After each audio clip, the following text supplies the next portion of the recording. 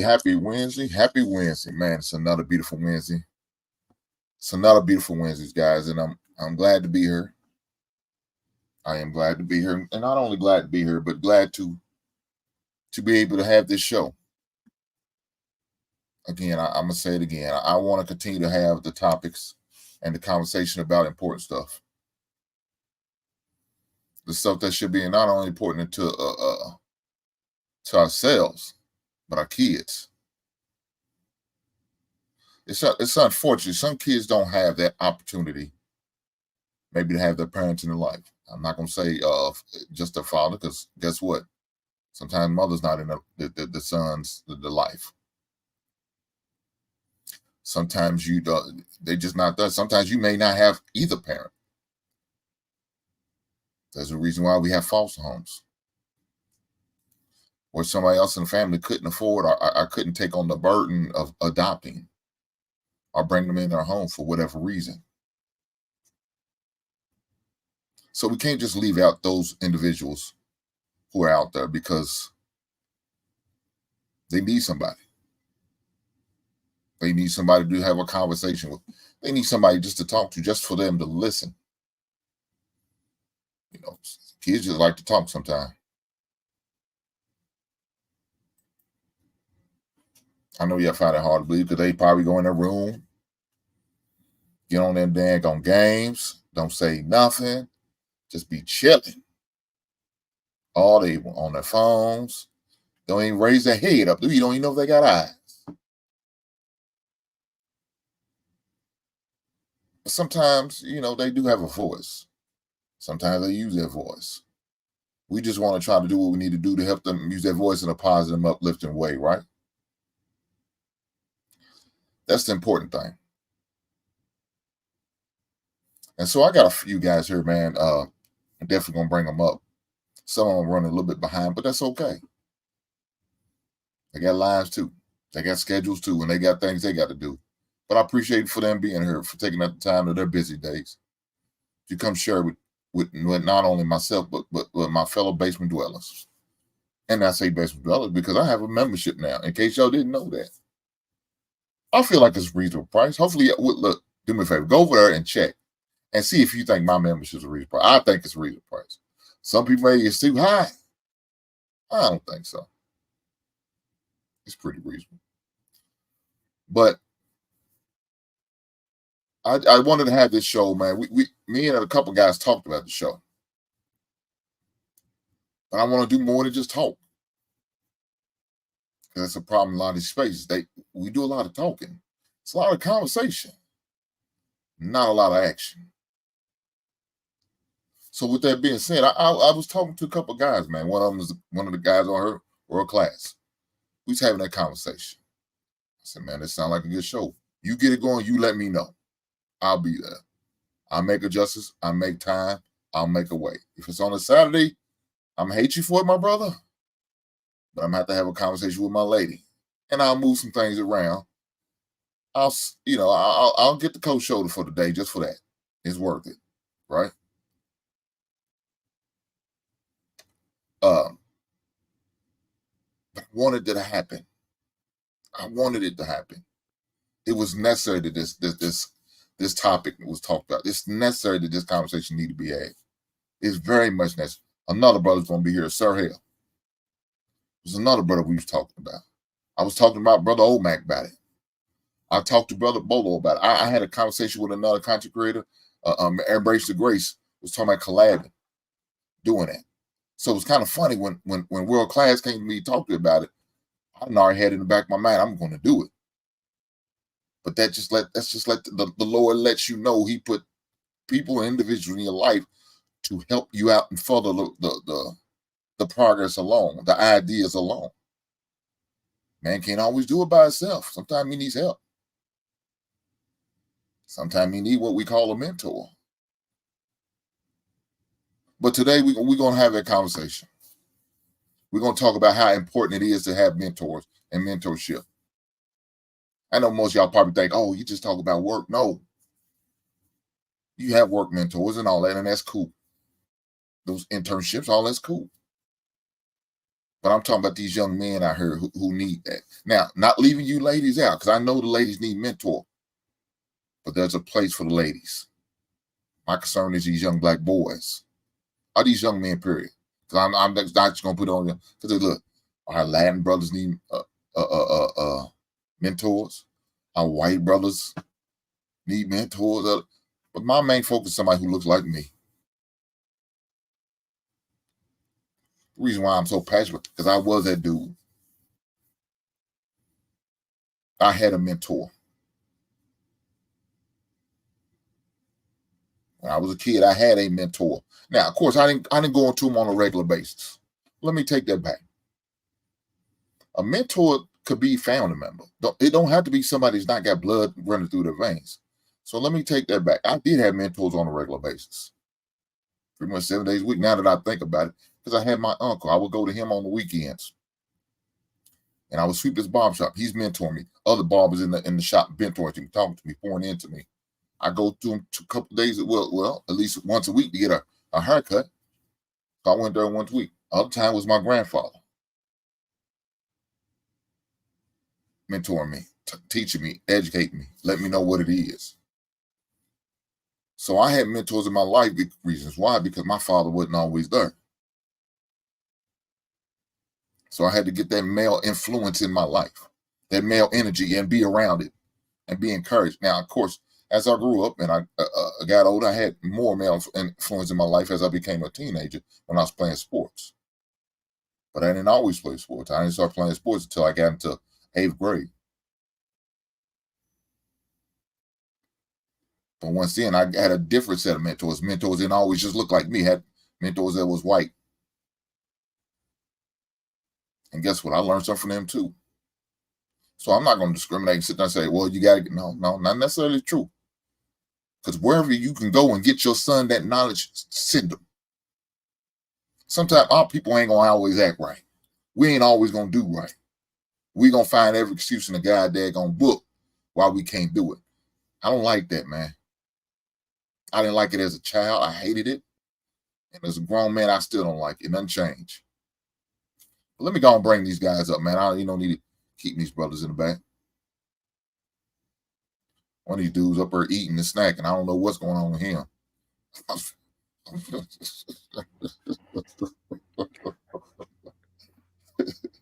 Brother World Class, how you doing this evening?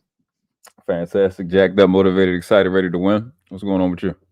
Man, it's a beautiful day in the neighborhood, big brother, and I'm glad to be a part of it. Right on. Bring my other brother. Look like everybody's snacking. I guess I must have lost the memo. Today must be get a snack memo day. I didn't get the memo. Brother we was watching the show. Huh? We was watching the show. That's all. I appreciate the support. Hey, brothers. I appreciate that. Brother OMAC, how you doing this evening? You good? I'm doing great. I'm doing great. I'm blessed. Good.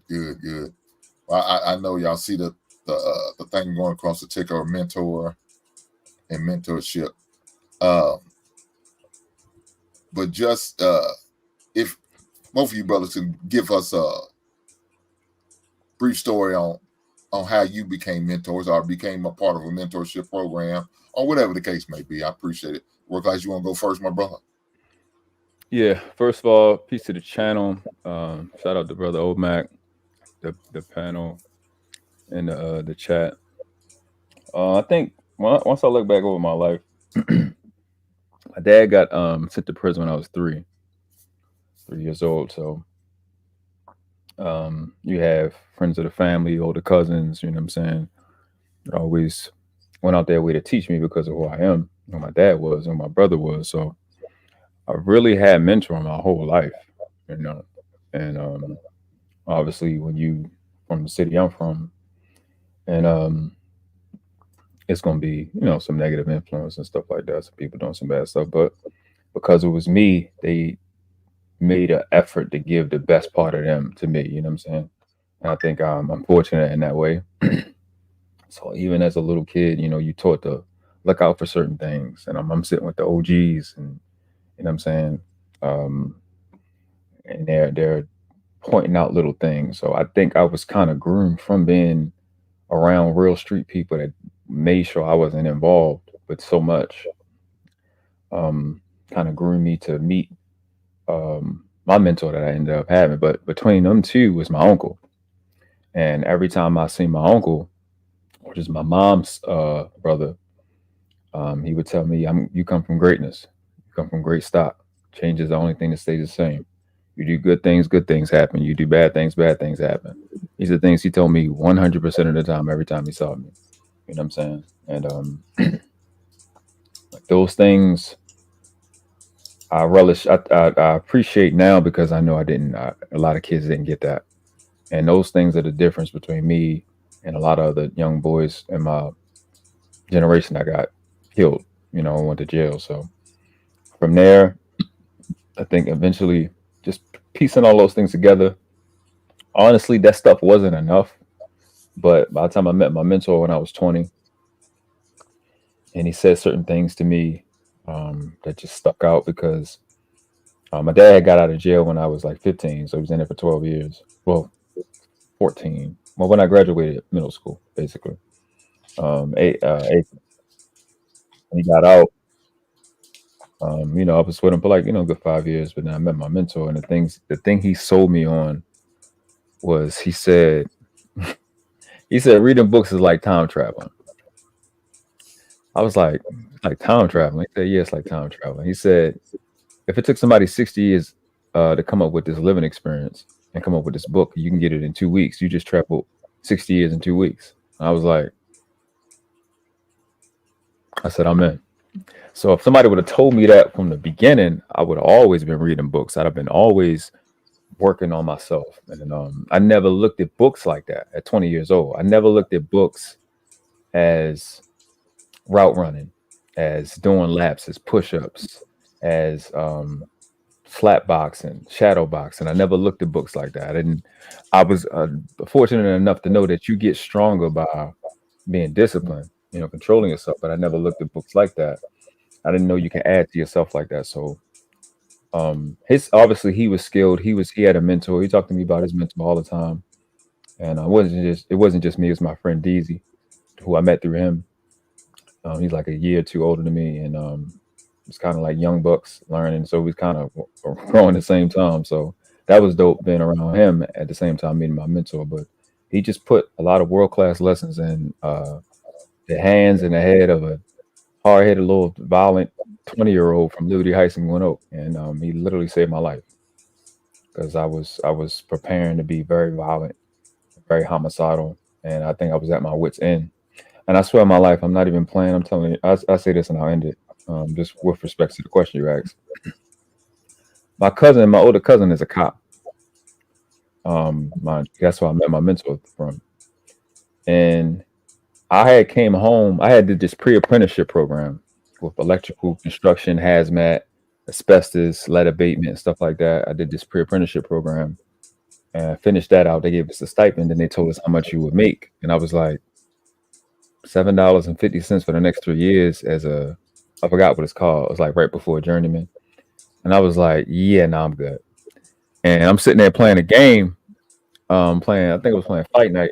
And I paused the controller, and me and God had a conversation. I said, listen, I kid you not, I'm joking. It's not a game. I'm telling you the raw, honest truth.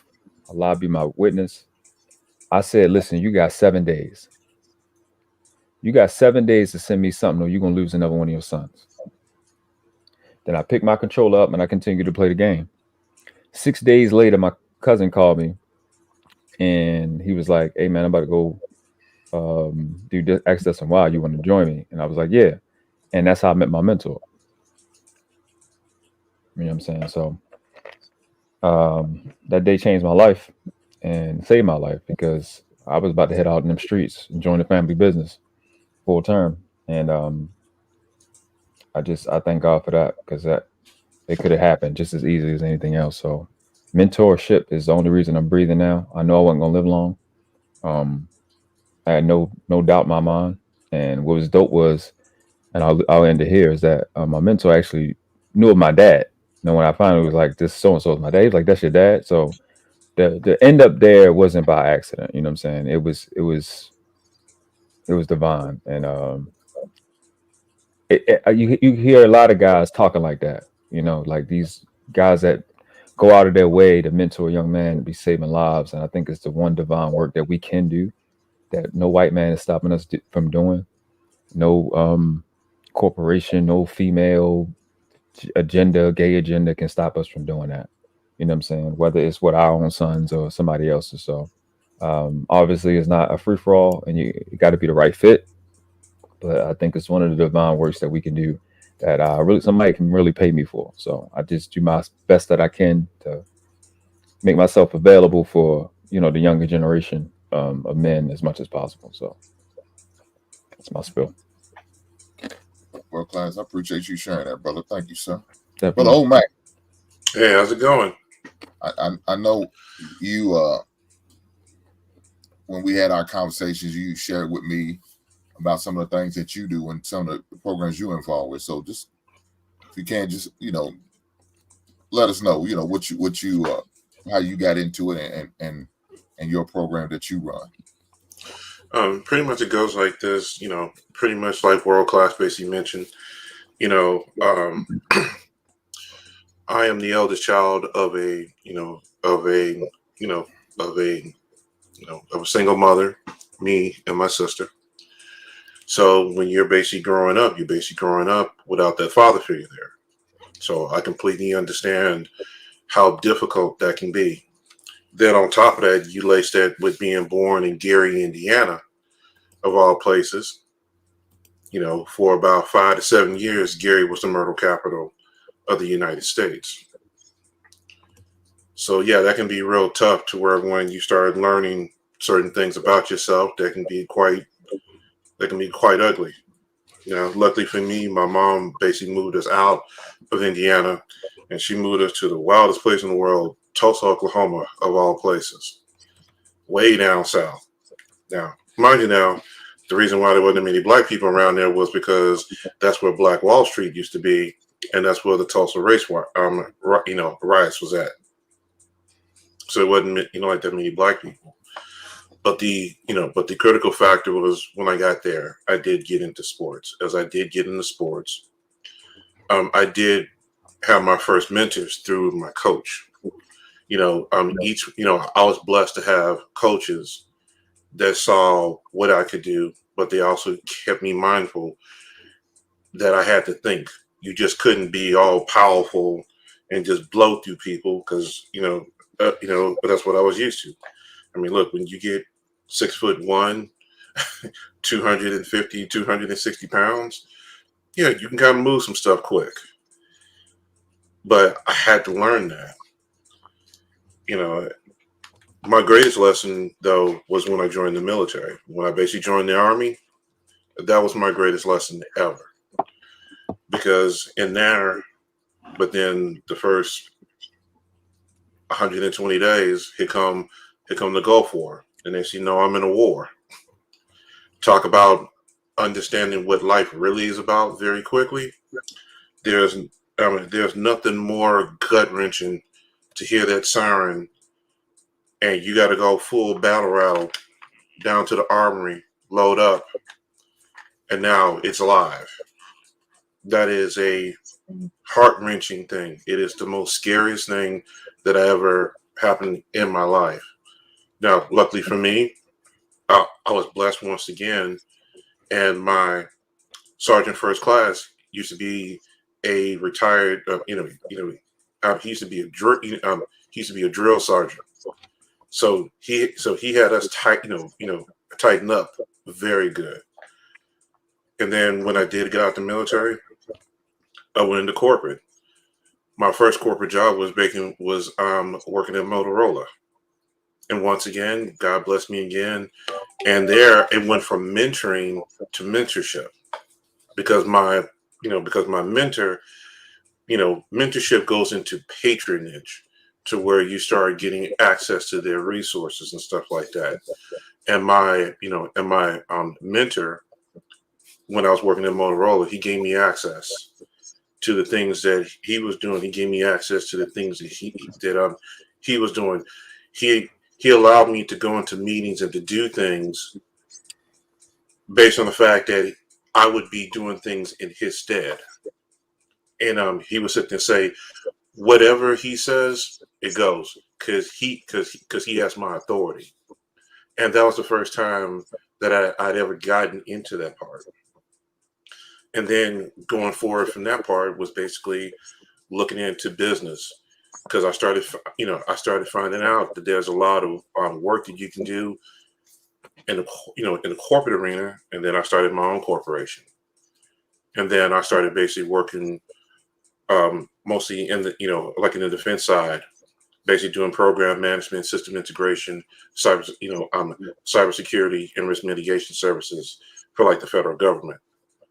But also along the way was basically mentoring young men, and it really first started just through my sons and their friends. But then it wound up becoming more with one, because I'm also like an elder as well, like within the church, and basically mentoring the young men that are like in the church as well, teaching them, giving them guidance, even at times guidance that they didn't want to hear. So what I basically push for them is to have them to kind of understand what is the biggest influence to our culture is strong Black men, because strong Black men will quickly understand their worth. When they understand their wealth, like their worth, they will then go forward and they will look to be married. They will then look to have children. They will establish themselves financially. They will establish themselves in the professional side. They will establish themselves as husband, father, protector. So that's how I basically mentor like the young men that's around me. Well, so hell, glad you could make it.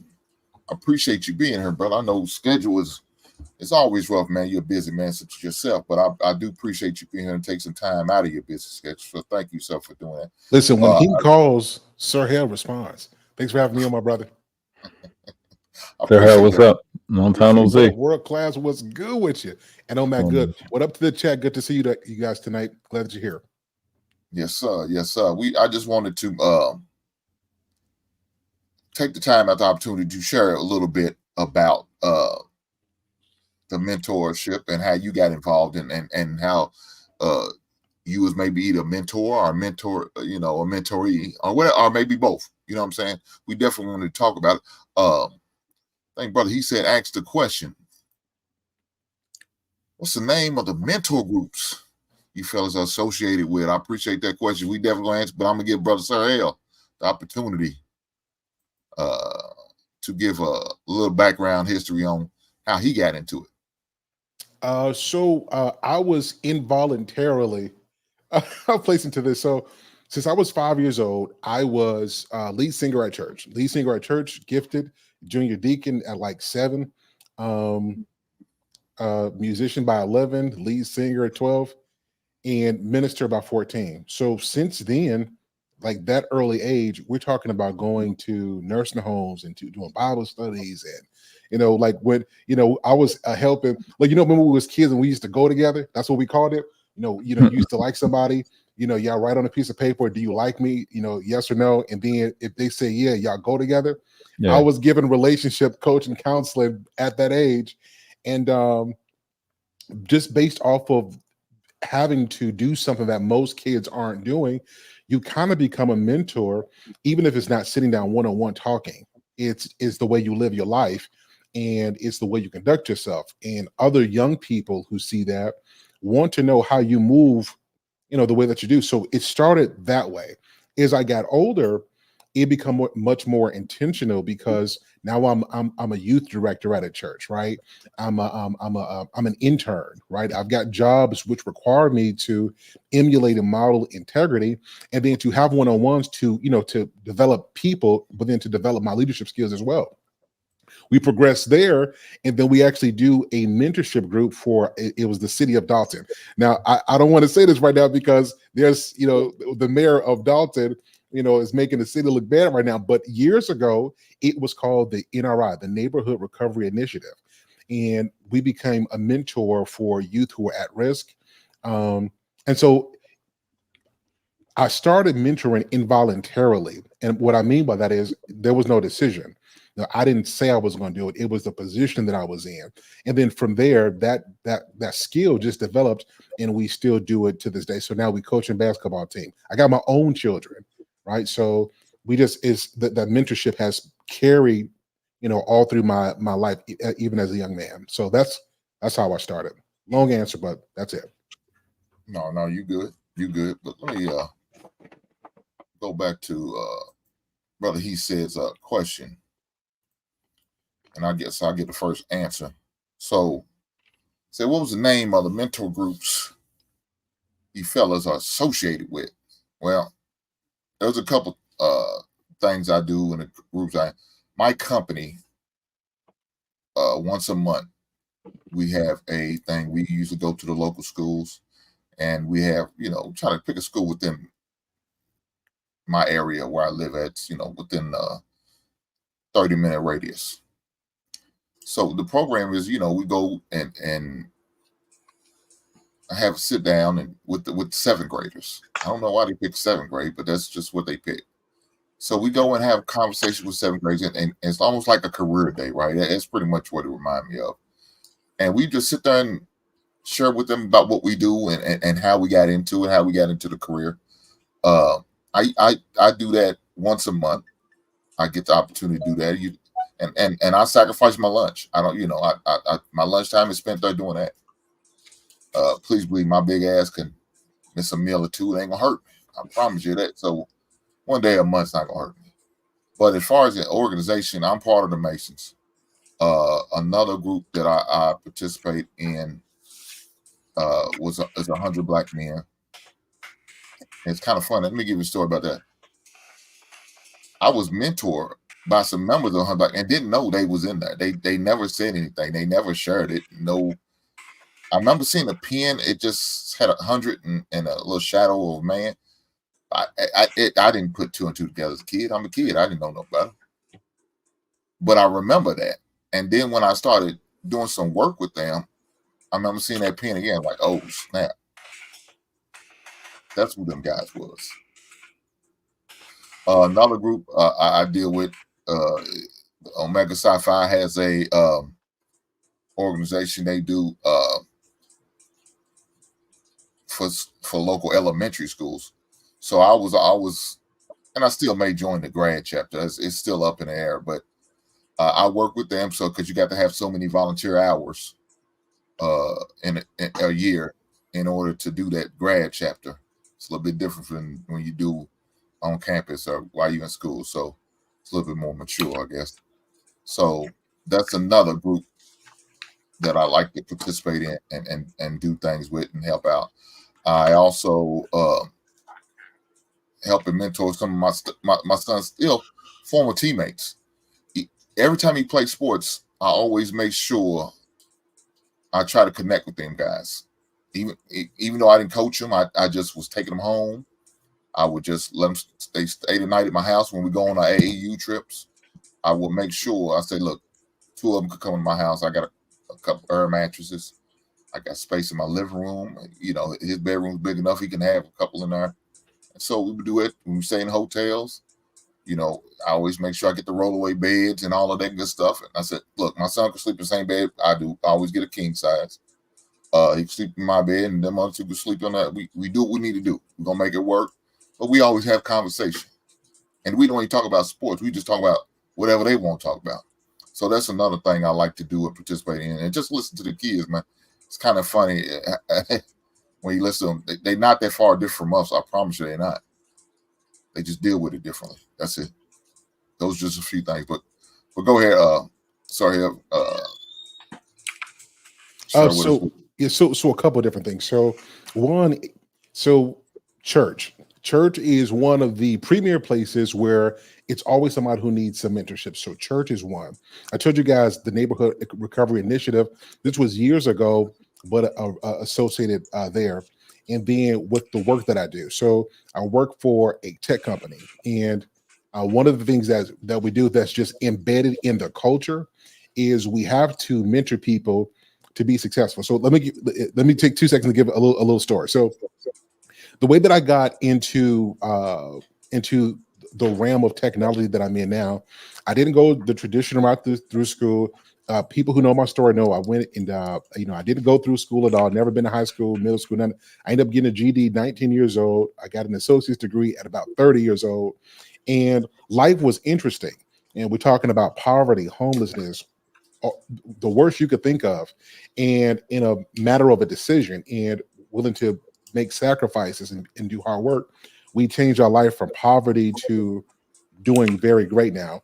And so what we do is we teach young people and even older people who want to do better that there's no place or group that can make you do better. There's like, you can go to as many groups as you want to, get all the information you want to. That alone is not going to make you better or successful. It's you have to take the information and consume it, and then you have to do something with it. And so the mentorship that we provide now is based off of real life experience. And that's what we do at our work. And then, of course, we have the personal one-on-ones we do today, where people who want to make changes in their relationships, in their life, in their work, we have those as well.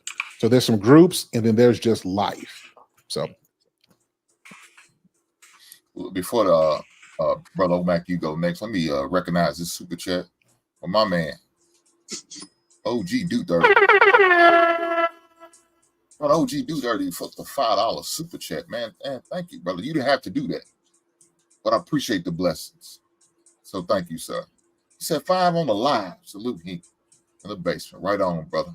I appreciate you. Brother OMAC, go ahead with yours. For me, it basically comes down to mostly church. Church has been the critical factor because, number one, that's where the bulk of my family, my children have been at.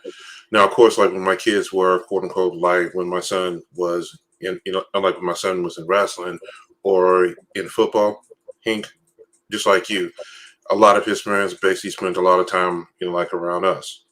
And while they're there, you kind of get a chance to basically sow a seed like in their life. The ability for them to sit here and see, yes,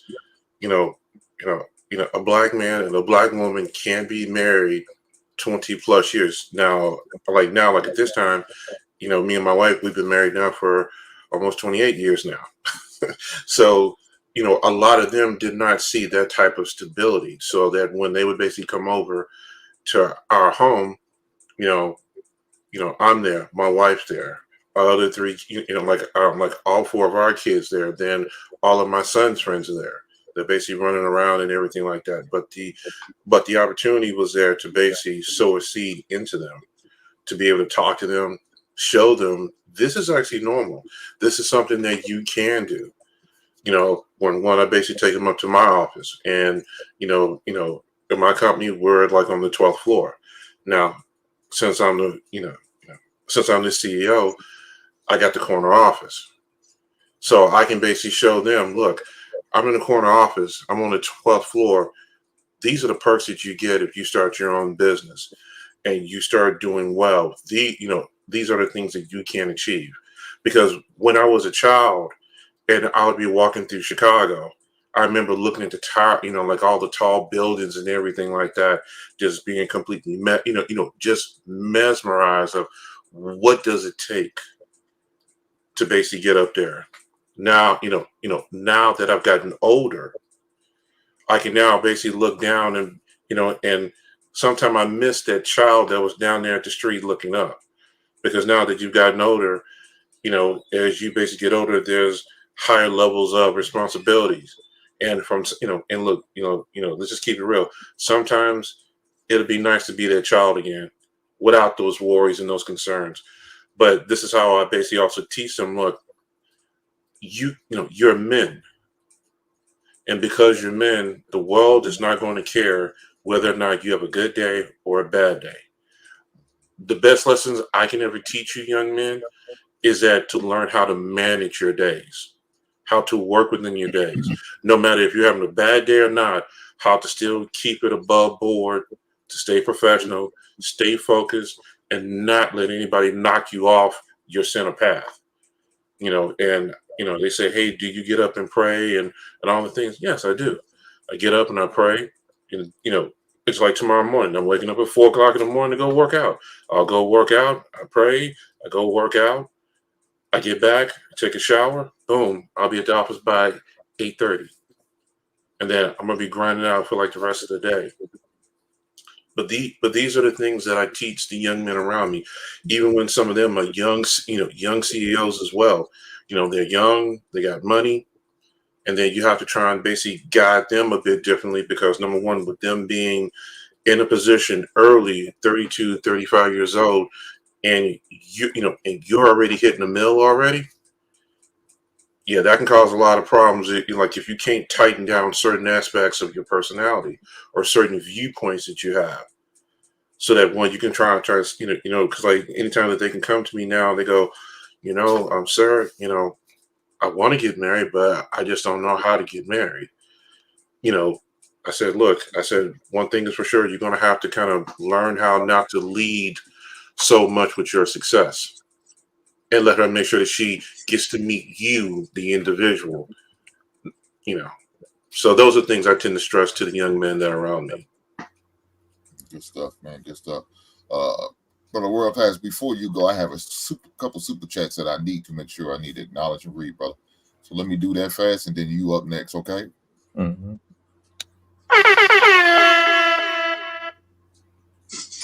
Right on, brother Tap. I appreciate you coming through for the super chat, brother. You didn't have to bless me with this, but you chose to, and I greatly appreciate it. Thank you, sir. He said, if any of you are wondering where to start, go to your local community centers and just inquire about getting involved. You'd be surprised all the programs that's available. Right on, right on. We got another one here. Said, even if you are just a coach in a sport and never have too many good men to participate in the lives of children, it could be something as simple as a tutor. We need to be involved. Man, if that's not the truth, I don't know what is, man. Right on to that, brother. Let me got one more here, brother. Brother Mike, man. Brother Mike, thank you for coming through, brother. He said, just paying dues. Brother Mike, you didn't have to do this, but I appreciate the blessings. Thank you, sir. Thank you. Brother World Class, if you may, go ahead, brother. Yeah, the groups is the culture, the place that I'm in. More sensitive of America. And one of our bylaws is if your brother or your sister is in need, assist them. It's well woven in our culture to mentor. I walked into the culture. My brother Winston Parks Bay took me by the hand and told me everything I needed to know. And especially but we mainly talked about life, what was going on in my life. So like I said, I've had mentors my whole life, so that's just what I do. So it's just in our culture. It's what we do around the country. Within our culture, I've talked to somebody in every state. You know what I mean? Whether it's health, whether it's law, whether it's understanding, helping people grow their understanding, wisdom, parenting. People need a lot of young people need a lot of help, man. You wouldn't believe. So it's in our culture. I get it. People older than me, they call me, make sure I'm straight. My big little sister, she older than me, but that's like my baby, so I take care of her. She always checking on me. So that's my temple is that's the group. I would be remiss if I didn't say that. Not so much what you guys got, but I think the way that we do it is kind of like the old ways, the ways the Masons got it from, and it's a little different, but I definitely respect it. And I think more programs need to be developed. Not just because I always separate the two. Personal development and self-development are distinct things to me, and I think people definitely need professional personal development on what they need to do in their goals, but they need self-development, something that I think is way more important. And what people really struggle with is identity and knowing what they are with respects to different experiences that's going on, the social climate, and finding themselves. And I think that's way more difficult. And I think that's where those of us that have religious titles and religious positions, that's where we have to step up. And that's why I hang my hat, because I think we got a lot of stuff in the personal development and organizations and stuff like that, but come down to those phone calls and of a person taking that rifle out of their mouth or that barrel out of their mouth. Yeah, it's needed. You know what I'm saying? Some tough phone calls. So those are the type of things I've been doing. Right on, but I appreciate that. And look, again, I'm gonna say it again. It's not just kids. Yeah. That needs. It's not. I got a brother in the chat right now that I mentor, man. Good brother, good young brother, man. You know, he's been going through some things. He's going through some things. But I see the growth in the brother, and I love that young brother, man. I see the growth in him, and I see where he's coming along.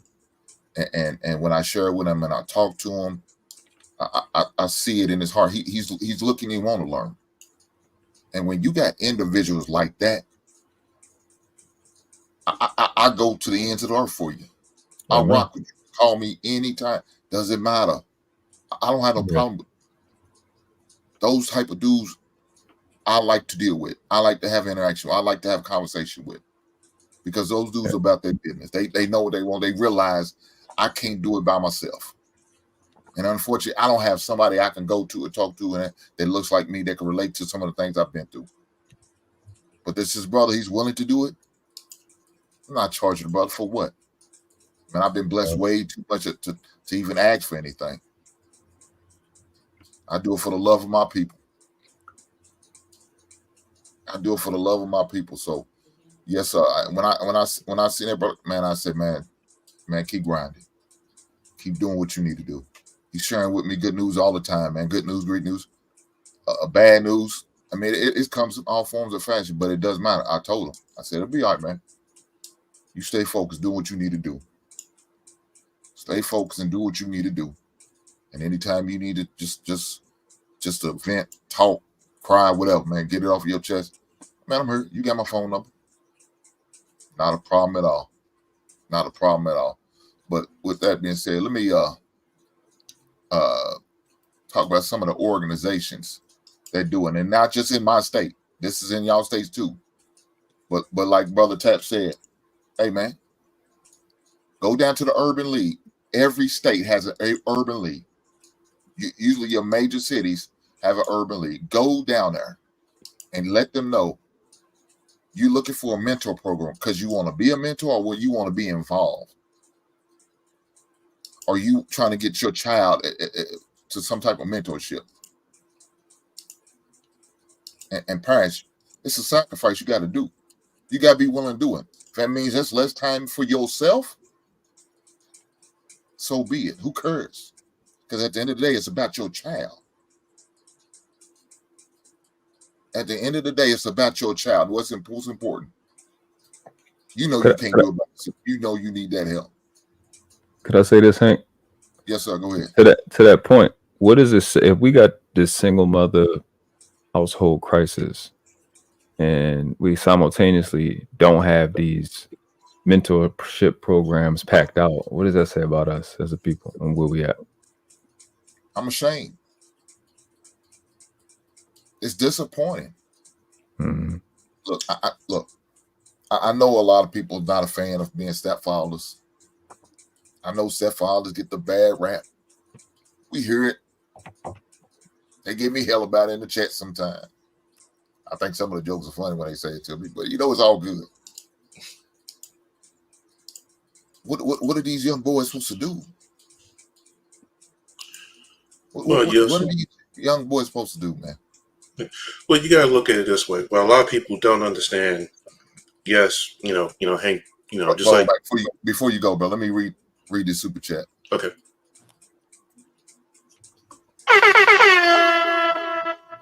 That's Dario, man. Thank you for coming by, brother. You didn't have to do this, but I appreciate the blessings. So thank you, sir. He said, "Great panel." Thank you. Looked like he came over and blessed world class too. So shout out to that brother. Appreciate it for the blessings. You didn't have to do it, but you chose to, and we appreciate it. I promise you we do. I promise you we do. Appreciate you, bro. Well, a lot of people don't understand because, like you're right, a lot of people do give, stepfathers a lot of grief. But what a lot of people don't realize is that stepfathers are not a normal man. They're not a normal man. Anytime that you are willing to take on a burden that someone else has casted down, to take on what you have and then take on more, that's a stronger man than what many people understand. And not only to take on that additional burden and even potential liability, as well. To do that and still basically maintain your composure to where, one, you have a successful house, a successful home, a successful marriage, then you're more than just a normal man. And a lot of people tend to give a lot of dirt and a lot of grime about it. But the simple fact here is this: if we want to change things around, there's been a massive view of everybody spends more time on the girls than they do like the young boys. There needs to be more time spent on the young men than the girls, and they need to do that for a season. And the main reason why is this: even if a woman gets her degree, becomes successful, makes six figures, nine times through the majority of them, they will still never get married. They'll still never get married. If you flip that scenario around and a young man becomes successful, whether he gets a good job, he don't even have to be. A man doesn't even have to be making six figures. He get a good solid job, a good blue collar job, and he know he's doing well. He may not be doing on a high end or not, but guess what? Men at that point will start looking for a wife. He will then basically look for a wife to then basically have, to basically have his children. Now, for me, as a government contractor, going to Washington, D.C., that is a very big eye-opening experience because you will meet tons of women there in the professional scheme. And yes, they are completely decked out and everything. And what is the majority of them? Single, not married, may have been engaged once, and then the other half is divorced. Couldn't maintain a marriage because because number one, they couldn't be a wife at home. They tried to be a business person at home versus being a wife at home. So yes, the focus needs to be the attention needs to go back onto the young men because the young men will go forward, become successful. They will want to get married, but they also got to sit there and see that there's something marital, something that's good enough for them to even want to be married to. That's another, that's another factor too. I want to say this about the stepdad thing. I think I had to cut in and keep making this case because it has gotten completely and utterly out of control to where stepdads is catching strays. The reason it's brought up is because the entitlement that modern females today have about what a man is supposed to do, and they do the guilt trip thing that you're not a man if you don't want to take care of somebody else's child. And I think the response to that absurdity has kind of got out of control. So with the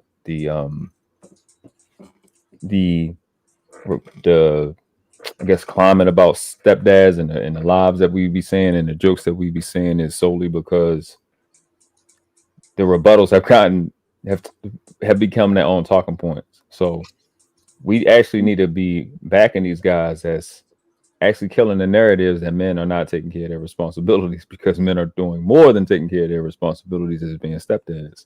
As even when I was coming up young, I still, in dealing with a chick that had children, I'm still taking responsibility for driving this little kid where she got to go, where he got to go. This baby's life is in my hands, and I'm treating this baby like it's my baby. I may only seen this baby 3 times, but I got to die for this child in this situation. You know what I'm saying, if things come up, and I think men need to be respected in that regard. Not that it's something you aspire to. Of course, we're not saying that. At the same time, yeah, I can acknowledge men don't want to raise somebody else's child. But I don't think it's even that. It's literally just the entitlement, the disrespect that men have gotten about, and young men have gotten about not wanting to raise somebody else's child. It's really the arrogance and the attitude of these females today, for whatever reason. So, yeah, go ahead. Yeah, I'm done. No, I was gonna do this real fast and give out some programs. I'll put it in my description so y'all can always click it there later. But I will just list off a few that are not just in my state, but are in other states, and probably in your state. If you go and do with the research, you gotta be willing to do the research. You gotta do some footwork. I don't have no problem with doing a little footwork for you. That's what I'm doing the show for. But I also there's other programs, there's local programs that's not in every state, but it's a local, farm raised, homegrown program. The locals that are doing it. So definitely look into those programs as well. But here go just a few. The Boys and Girls Club.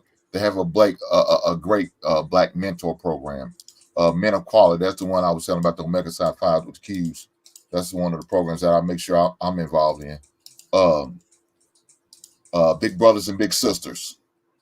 Every state has that.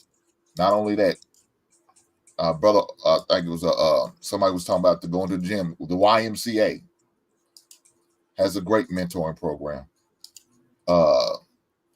But you got to be willing on going and do the research. Like I said, if you go to your local urban league, they have a lot of mentorships. Matter of fact, the one here, now this is about 10 years ago, but I'm sure they still have it on file. They had a book of mentoring programs. Not only mentoring programs, scholarships, internships that kids can do. My son is in one. My company offers that for kids who are 16 and older. Well, not, let me take it back. It's not even 16, 15 and older. 15 all the way up to 21 while they're in college. You're allowed to come and work, get a job, get paid decent money, and only have to work from 9 a.m. to 3 p.m. I tell myself, man, those are beautiful hours, brother. You get off same time I do. But you go in 3 hours later that I do.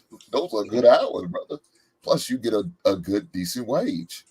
It's $12 now, now, for him, that's good with money. Right.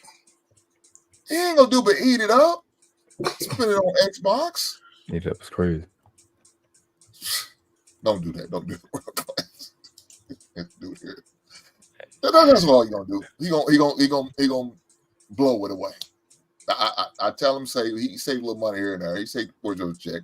I said, you get paid every week. 1 out of 4 checks need to go down. All of it. You pick the week. You put it in there. Let's get some money. You want this? You want a new car? Okay, brother. I told him I'll meet you halfway. You get half money. I burn the other half. You got a new car. You don't mean to have. You're gonna get a piece of shit car. Whatever you choose, you gonna save your money for. Is what you're gonna get. You want a nice car? I'll be there for you. But you gotta come halfway. So that's his inspiration to do that now. He's a freshman over there. Freshmen ain't allowed to have cars on the campus. So, he can't take a car right now, so he's not hurting. I offered him my bicycle. He didn't want it. He's too good for the bicycle, sir. Hell, he's too good. Let me tell you what he told me. He said, Daddy, they don't have no bike racks. Man, I'm over there moving them in, man. I see the whole back right by his damn door. I said, what is this? Oh, I didn't know what it was. Bull crap. You see that bike right there? So, and that boy, I love him. You got to love kids. But yeah, let me bring this other brother up. Brother Clarence, how you doing this evening? Can you hear me, brother? Yeah, I hear you. Good. Doing well, man. Honored to be on the panel with such distinguished brothers, man. Well, we love to be on with you, Brother Clarence. Hey, we love to be on with you. Oh man. Thank you for having this show, man. Because I just did a video the other day, man, talking about the crisis in especially in the Black community with just men, man. I mean, like solid dudes that can mentor, that can reach out and show these young men how to be better men, man. It's beyond a crisis. in my opinion, man. So, but thank you for doing the show, brother. Appreciate you, man. Oh, no doubt. And you know, for those who didn't know, Brother Clarence, me and Brother Clarence, Brother Bolo TV, and Brother Rico every once in a while, his crazy self. We would reach out. We would get the opportunity to mentor some kids all the way in California. Now, of course, you know, it's a different time zone for me, but didn't matter. Brother Clarence said, "Man, can you do it? Can you talk about this subject?" Not a problem. So if y'all look on my page, I got the recording where we did it. Now, Brother Clarence said we're supposed to start doing it again. I'm holding Brother Clarence feet to the fire now.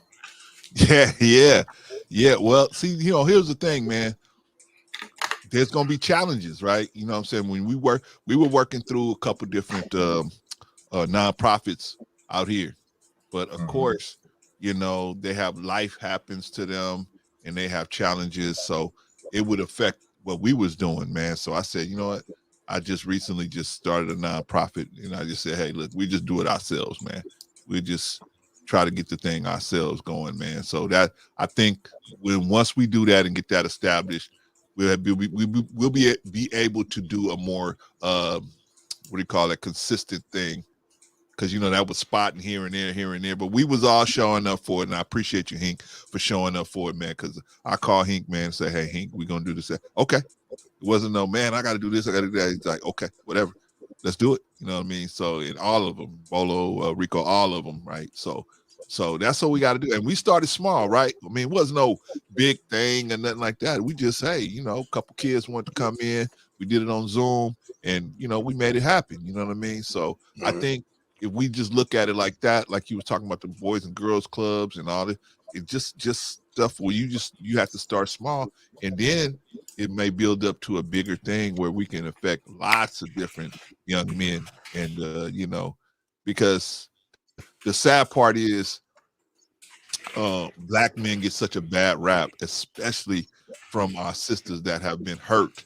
They get such a bad rap, and that's typically the higher side of the spectrum, you know. And so it's just it. And then a lot of times our young men see good black men, they don't get done right a lot of times, right? So they go, why should I be good? Why should I treat a woman good and not get nothing? And the dudes that's not treating a man, not treating a woman good, they get everything. So why should I be that kind of man? You know what I mean? So it's a lot. And so, in my opinion, I'm gonna say I'm gonna stop, but it's a value system that this society has imposed on our young men that makes them value tangible things as opposed to spiritual things. We have gone away from the spiritual things, and then now we you know, it's good to have a mix of both, but we just totally went off from spiritual, and this society has told our children, you ain't nothing if you don't have a big house, big car, girls, money flying out of your pockets. And so they just that's what they chasing instead of a spiritual piece, in my opinion. Right on. Let me do these super chats, and then brother Sir, here I'm gonna turn it over to you next.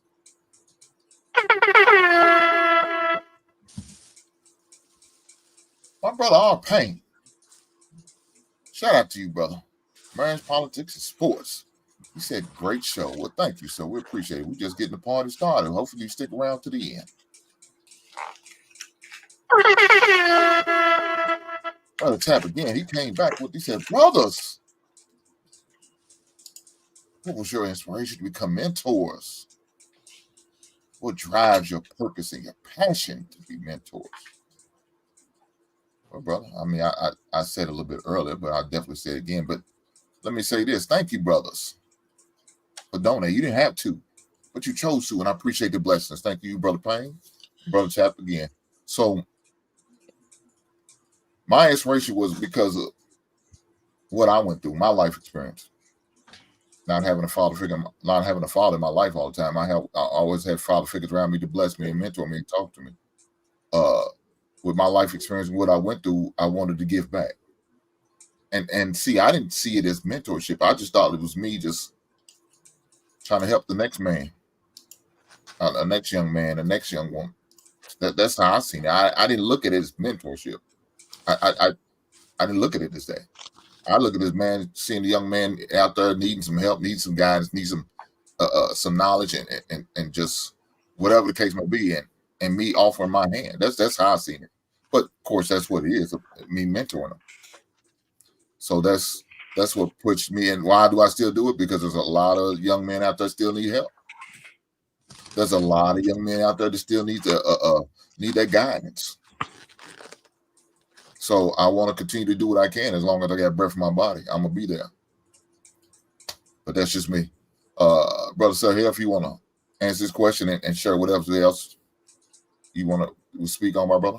Yeah, absolutely. So great question, the accountability partner. So mine is very similar to Brother Hinks. So my father passed away when I was 5 years old. And there was a difference when you have a man in your life, a father, and you don't. Life is different. And then if you want to add a good man or a strong, capable man, life is different without it. So I saw the impact of that having a father and the stress that it puts on mothers and daughters. And it would be unfair to go through that experience, not learn from it, and then not help from the lessons you learn from that. So again, mine is very similar to Brother Hink. So having dealt with that, I wanted to provide something, an example, and some support to young men and young girls and young boys who needed that structure, that foundation, somebody to speak into their life. And so that's where the inspiration comes from. But I do want to go on a little rant just for a brief second. Like, one of the things about mentorship that I noticed is most people wait until stuff gets bad before they want to be mentored. Like, very, very rarely you see, particularly in our community, where that mentorship is cultural. So if the kids are doing good grades, you know what I mean, life is great. There's this idea the kids don't need mentorship. Typically, it's when the kids are out of control, out of hand, and they are unruly that we turn to mentorship as the fix-it solution to bad behavior. And I say that to say is we have to value mentorship before issues arise. Amen. If you get kids younger and teach them that it's necessary to listen to someone who has more experience than you, somebody who's going to coach you and give you uncomfortable truths, because that's what happens in the real world, I think mentorship would be much more appreciated. But instead, and you gentlemen, please correct me if I'm seeing this wrong, but typically mentorship is the last solution to a problem that's been festering for a long time. Yes, I always thought that. Yep. And I'm done with my rant. Yeah, no, I've always thought of it like exactly how you said. Like, this is like almost like the personal messiah or prophet sent into your life to save your life, because you don't have the infrastructure or structure or convenience of that lesson learned. You know what I'm saying? Like I said before, my dad went to jail when I was 3, so the OGs, they kind of kept my head straight, and then I kind of survived until I met my mentor when I was 20. My uncle did a decent job. I, said the things that he taught me. But you look at a guy that's not related to you, maybe not even in the same city, that you just find through somebody that you run into by mistake, or you catch a seminar, you go down to his go down to the stage, get an autograph, and you know what I'm saying, or some things like that. Or you bump into a guy, treat him to lunch. Like, that stuff is so finicky that guy that's there to mentor, or you get arrested by a cop and that guy be your mentor. Like, that stuff is so non-dependable society wise that you just, that's why I said it how I said it. My mentor saved my life. You know what I'm saying? That's like an angel coming in. And I think I said earlier, it's one of the divine things that we can do, is be there to mentor. Actually in my live earlier I said that, is be there to mentor somebody, because it just takes pure love. Because even if you're a stepdad, I'm knocking the mom down, I'm getting something out of it. But when you're just out in the street and you just find a kid that you take to, or young, because I've mentored women too with particular things that you vibe with, and you just building and you watching them grow. And that's just the dopest shit about mentoring is just watching potential be developed. It's like it's the best thing in life to see them actually do it, get it, apply it, and then it's theirs. You know what I'm saying? Like you don't do it for the credit. Like every time I go thank my mentor, he be like, "Man, it's you, man. You did it. You killer. You the killer. It's you. Can't nobody take your credit for what you did." And I just think it's the beautiful process. Cause I love being a dad, but I just think it is like you said, brother Sahel. It's a last resort. You know what I mean? But when it's cultural, which most religious organizations is, when it's cultural, you got your sheiks, you got your bishops, you got your pastors, you have your deacons, you have your imams, you have I forgot what the Jewish is called, rabbis, etc. That's set up for you to have that mentoring already positioned and structured for positive outcomes and stuff like that.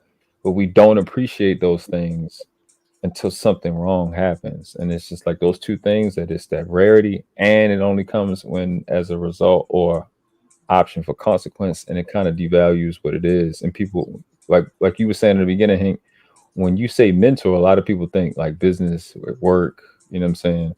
And it's not. It's well, the dopest thing about what my mentor taught me, and you hear this, and it blows my mind when people hear this. You hear nobody tell you how to think. He taught me how to think.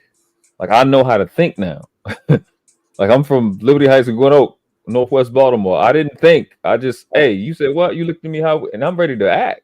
But he taught me how to think, and he always used to say, "It's your thought process. It's your thought process. It's your thought process. How you think," which is what the word mentor means. The word men, MEN, means to think. So it's dope. It's more fundamental than what we think it is.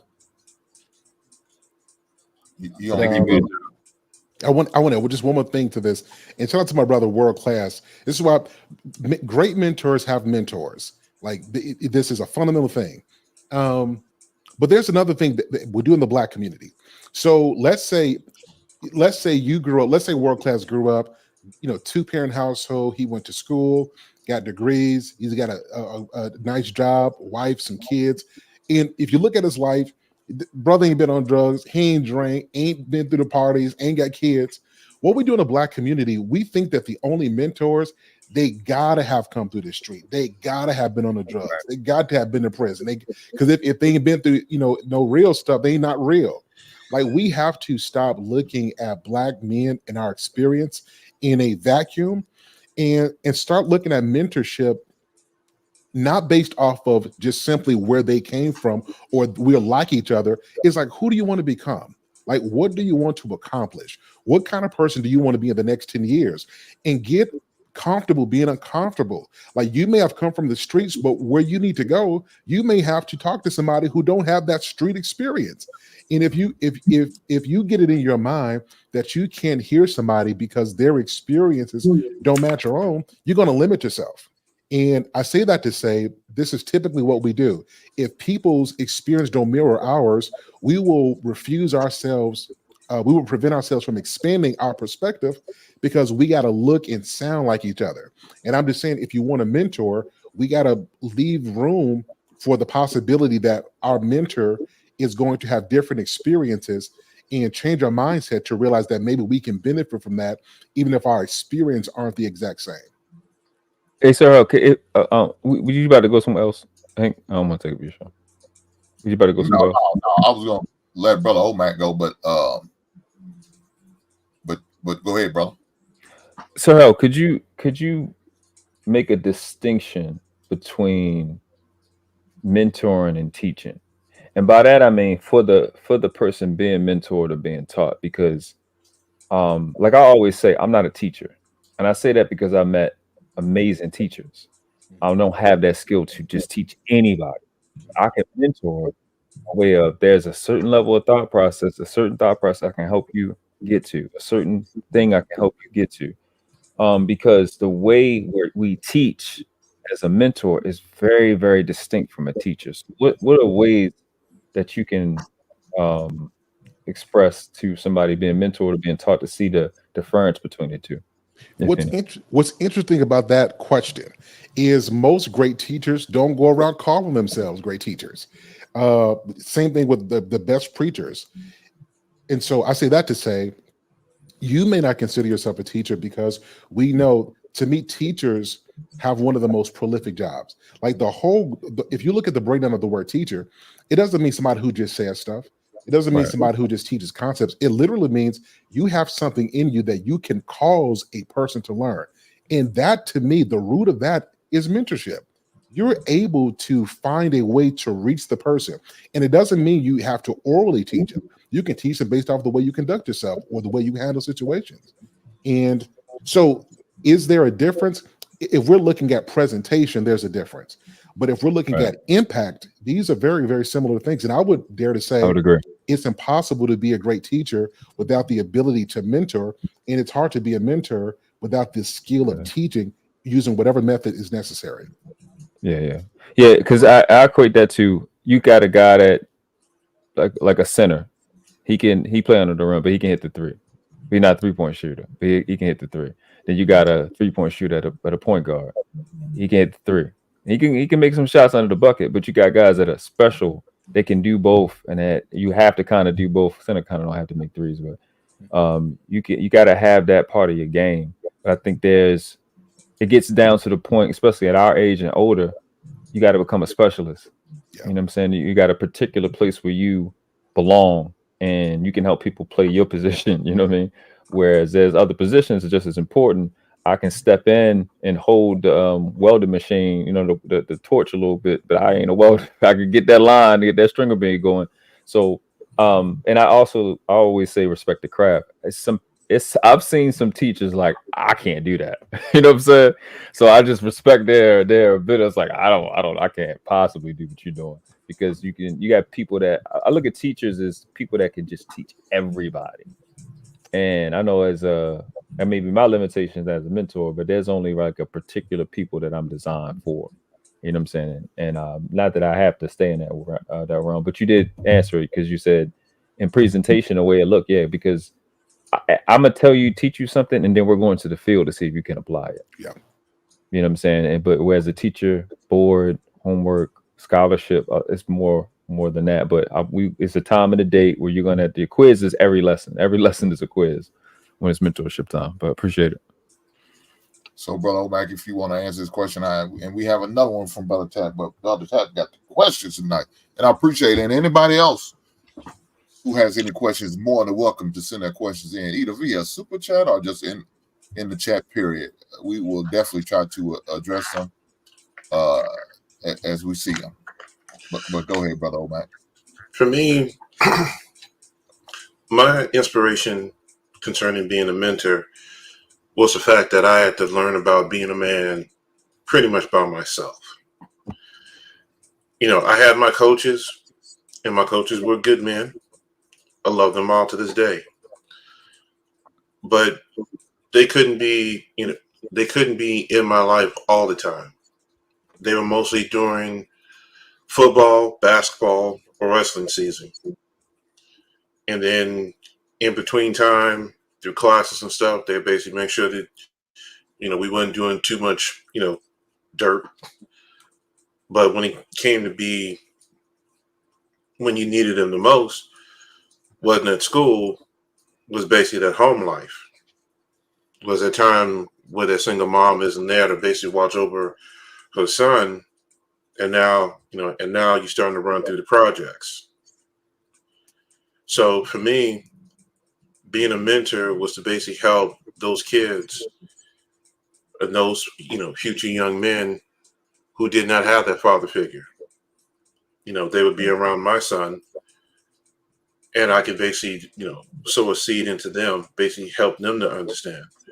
Even up included to where we even had a young man who was basically my son's best friend, basically come and live with us for about 2 years. And during that time, I basically told like his mom, look, he's here, he's up under our home, he's around me, I'm gonna treat him exactly like mine. I said, look, and if there's a problem for you, then one, we can't do this. His mom was living that alternative lifestyle.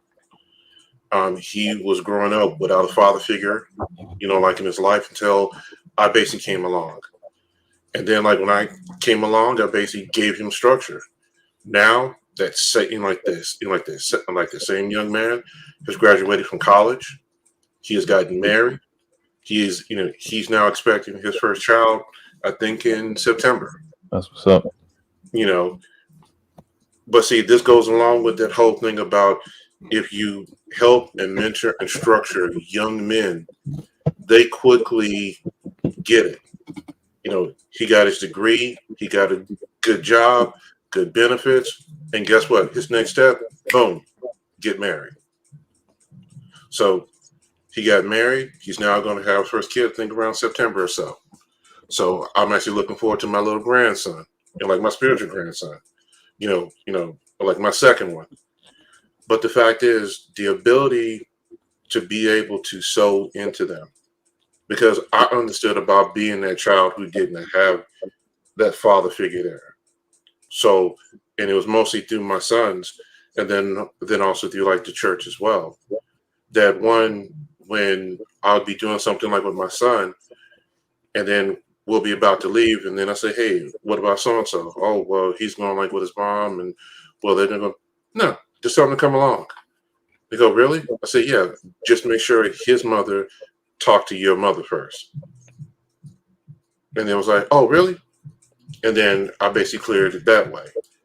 But the ability to sit here and say that I have now mentored several young men that are now making upward toward $100,000 a year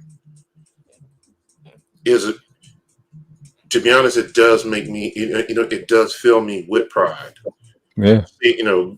Seeing them do well from that part, and then the other young men that are professionals and CEOs, to see them do better in their business, and them starting to tighten up how they do things, and now they're actually looking to see how to proceed forward and basically getting married as well. Those things are important because, like I said, the biggest benefit to the Black community is one Black man becoming confident, becoming successful, because he is more likely than a woman to basically go seek a woman for marriage and start a family. That is the biggest factor. And a lot of people tend to overlook that. Yeah. I agree with you. Well, let me what my brother and brother Bolo TV. What's going on tonight, brother? Hopefully all is well with you. All is well, fellas. How y'all doing? Hey, What's going on? Got these distinguished men up here, man. Look at this. It's all good. It's all good. Well, glad you could make it tonight. I know you say you run a little late. Man out there doing work. Man out there, you got to earn a living too now. Man can't just, you got to put food on the table, right? It ain't nothing wrong with mentoring and volunteer. The man also got to do work. So Brother Bolo made it. He rushed home from work after the long traffic that he had to deal with, but he made it. And that's all that matters. Brother Bolo, I appreciate you being here. I don't know if you can see the question on the screen. This is the question all the brothers was answered to, but I have another one right after this because my brother Tat, but he coming through. He got the questions, brother, and I appreciate that, brother, for the participation. But brother Bolo, if you can, want to talk about this question on the screen? Absolutely. Brothers, what are your inspirations to become mentors? What drives your purpose and passion to mentor? Wow. To see the effect that my father had on me and my siblings, and growing up with my mom and dad and seeing other children that didn't have their mom and dad. And then as you start to get older, you start to see the difference in thought process. And I think it was Sir Hale or the brother above me that said that it's hard to have a young man think like a man when he hasn't had one in his life. It's hard to just tell him, go out there and be a man. There's a thought process to it. There's a way of a skill to it. And one of the brothers said that, I see these young men, they're quick to react opposed to respond, right? Reaction is a knee-jerk thing. There's no thought process to it. So when you sit there and you tell these young men, just, I understand that the impulse is to run in there and do whatever. But sometimes you have to sit down and think, let that emotion pass by. Let that 3 seconds pass by, and then think about what you're going to do before you do it. And this is the the reason why we started Testimony Friday, right? To have other people that have had experiences that other people have had that has not had these experiences, to kind of guide them through it, because we're a plethora of information and knowledge, right? So we're going through things, and there are young men and young women that are about to go through it, and we've learned, whether it was good or bad, for the best or for the worst, we have information, a wealth of information that we can pass on and have them grow so that they don't make the same mistakes that we've made. So, and plus just how, Christ has been in my life, and I've done a lot of things. Oh my God, I've done a lot of things, and he's always been there. So, I just look at it that, we have to just pass it forward. I definitely appreciate that, man. Let me get to the next one, because brother, like I said, brother, I'll tap come through with the question. So his next question is, shout out to brother Tap for the shout out super chat. He said, "How do you measure success as a mentor? Also, have you had a mentee fail? And can you explain the scenario, how you were able to move forward?" So, unfortunately, you're going to have those situations.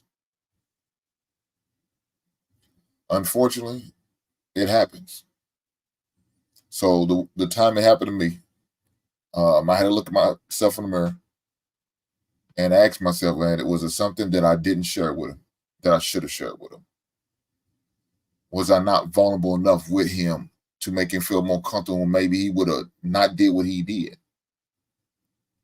So this young man got in trouble for embezzlement. He started working at the Boys and Girls Club, because I encourage, and that's the bad part. I encouraged him to do, the volunteering to give back. And he moved up in the ranks doing it. It's unfortunate he was tempted. He was tempted. He had a gambling problem. And he made some bad decisions.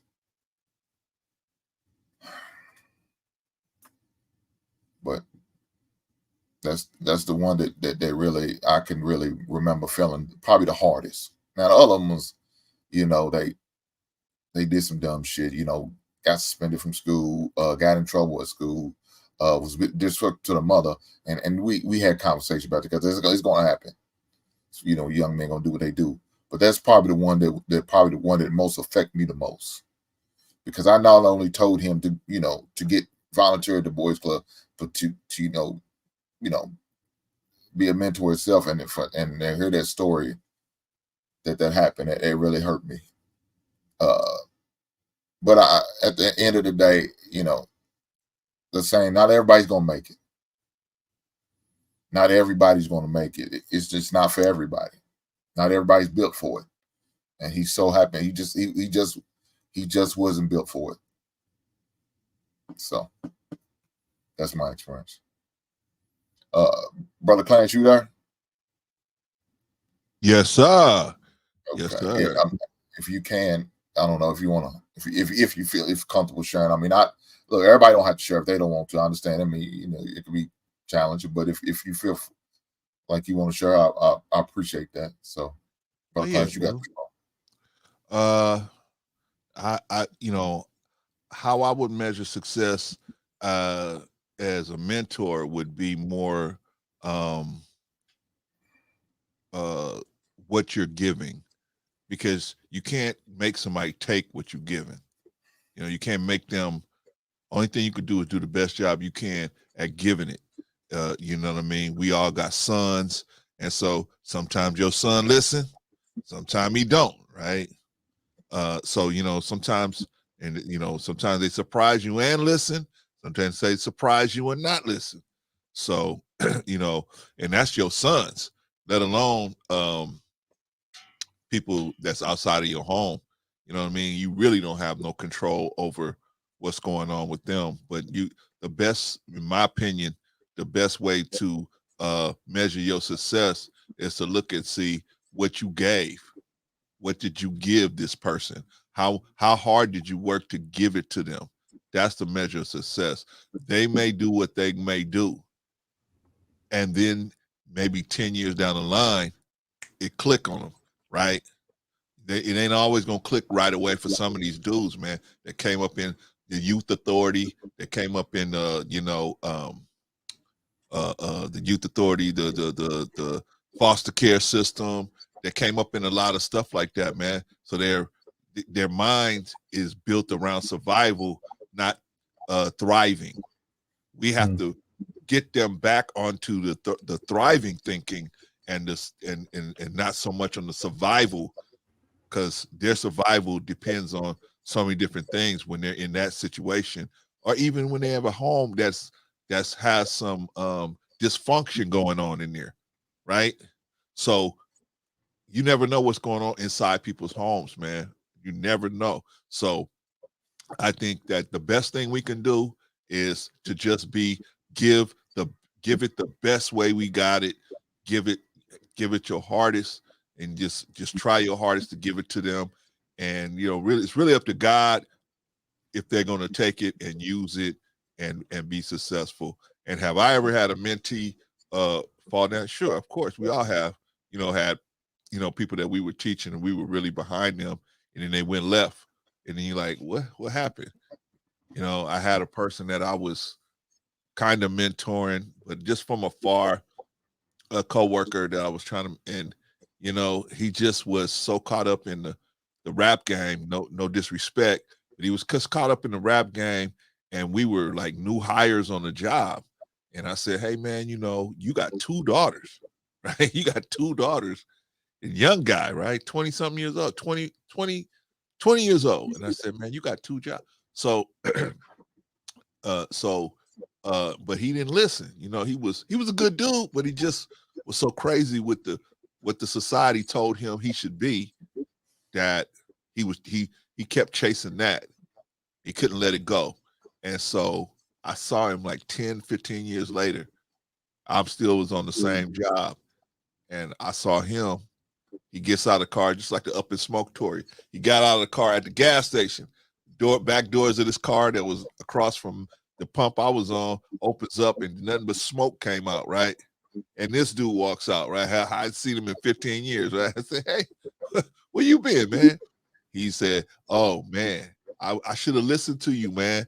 Now I'm working 3 jobs, and I ain't even making the same money that, you making over there. And I said, and then he got back in that car, and he took off. I ain't seen him since, right? But, I felt bad for him and his daughters. But what can I do? I can only do what I can do. So, yeah, I think we all, just give your best, man. Do your best. Give from your heart. Be sincere. I think these young men, they can sniff out sincerity, as opposed to you just doing this for whatever reason you're doing it. So just be sincere. That's it on me. So that reference, this old son of a gun, Clarence is made up in smoke, is a reference from Cheech and Chong. So you young cats out here probably have no idea. Sir, here on World Class, I don't know if you know a thing about Cheech and Chong, but there used to be some characters. They used to smoke. They used to smoke the weed all the time, and so it's like a movie reference where he's talking about. Now I know people say, "Oh, that's just a song." No, I think Brother Clarence's old ass is talking about Cheech and Chong. Definitely. Hey, before I'm let World Class go, I'm gonna do this real fast. Shout out to Dedicated to the Children's Future. I love that name, brother. Right on. Gifted 1 membership to the Basement Dweller. Shout out to you, brother. I appreciate that, good brother. You didn't have to do that, but you chose to, and I appreciate the blessings. Thank you, sir. But go ahead, World Class, if you made it. Let me repost the question so you can see it if you need to. Yeah. So the first one, first part of the question, he said, how do you measure success as a mentor? This is the dope part about my mentor. He directed me to more mentors. One of the guys he directed me to was a well-known guy in self-development arena that passed away years ago, kind of a couple years after I came into him. It's crazy. Learned about him is Jim Rohn. He said, Make measurable progress in reasonable time. That's how we measure success. Make measurable progress in reasonable time. And that's how we look at it. So obviously, great. It can be some intangible. It can be an intangible goal, but we still need to measure it. You know what I'm saying? And it should be able to be measured in a reasonable time. So that's that part. And obviously that's relative, but it's general enough to apply to a lot of different situations. The one mentee that failed, because I was thinking we were talking about, at first I thought you meant like, they fail at something. I'm like, well, all of them fail. But, the ones that had to leave, and that was my little brother. You know what I'm saying? Because he's around my mom a lot. And then he had to lay down a rule pursuant to who you are as a person, you know what I'm saying? And your words got to matter. So my message to him after it's been years and years and years is, you do this, I can rock with you. You do that, I can't. So I think I was maybe 29, 30. He took his ass back to jail doing the same stuff. I said, I'm done with you. It's a wrap. So that was like, to be honest with you, that was like my baby. That was like my son, for a long time. My big inspiration for me, to being a better person. But he made decisions that led me to say, you know what, you gotta go your own way, because you don't come from that. Like I say, I tell people often, I ain't never been in jail. I don't got no criminal record. So you're not following behind me. You need to continue to go follow behind who you got that from. It ain't me.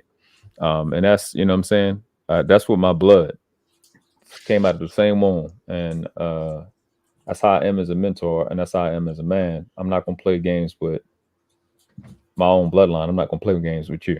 It's not going to happen. So, yeah.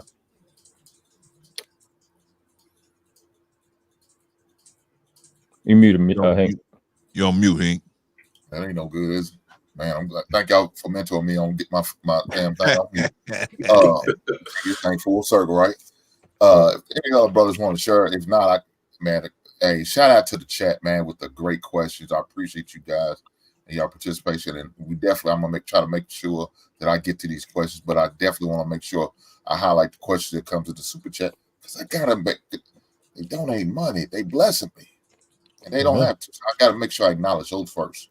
But yes, I will get to the questions in the chat. Any other brother want to tackle this one? If not, then I'm going to move on to the next question. Yeah. Yeah, you go ahead. You go, brother.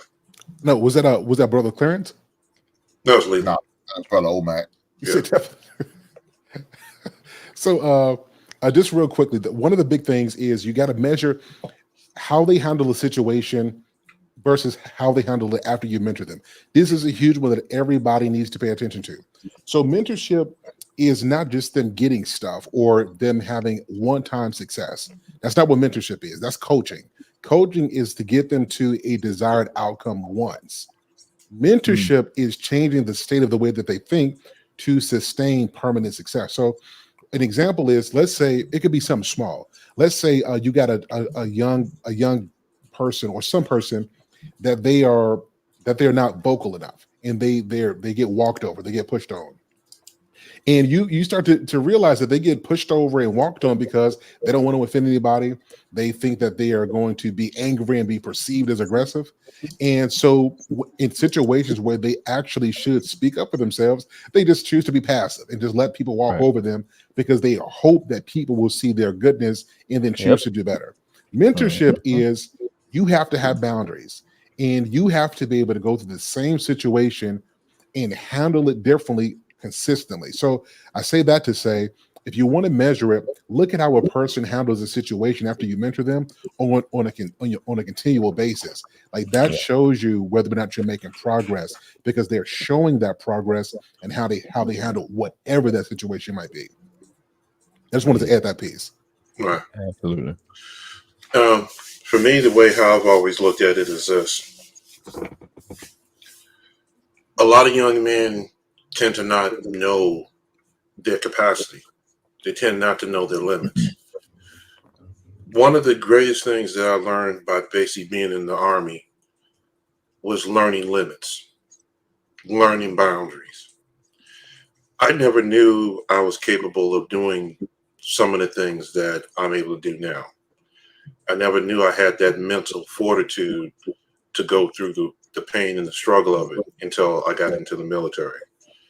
I never knew I could basically push myself beyond, even with me playing football. Football is one thing, basketball is one thing, wrestling is one thing. So you kind of know how to push your body. But when you then go into the military, it's wartime, it's now fatigue.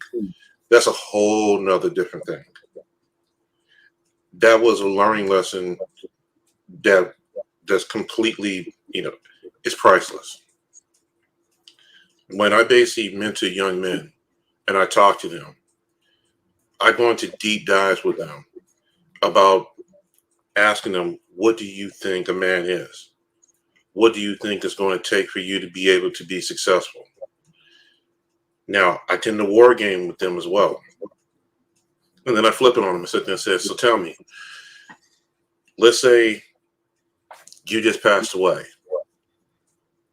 What would you want your obituary to say about you and your life? And that tends to catch a lot of them like off guard. They go, huh? Dead?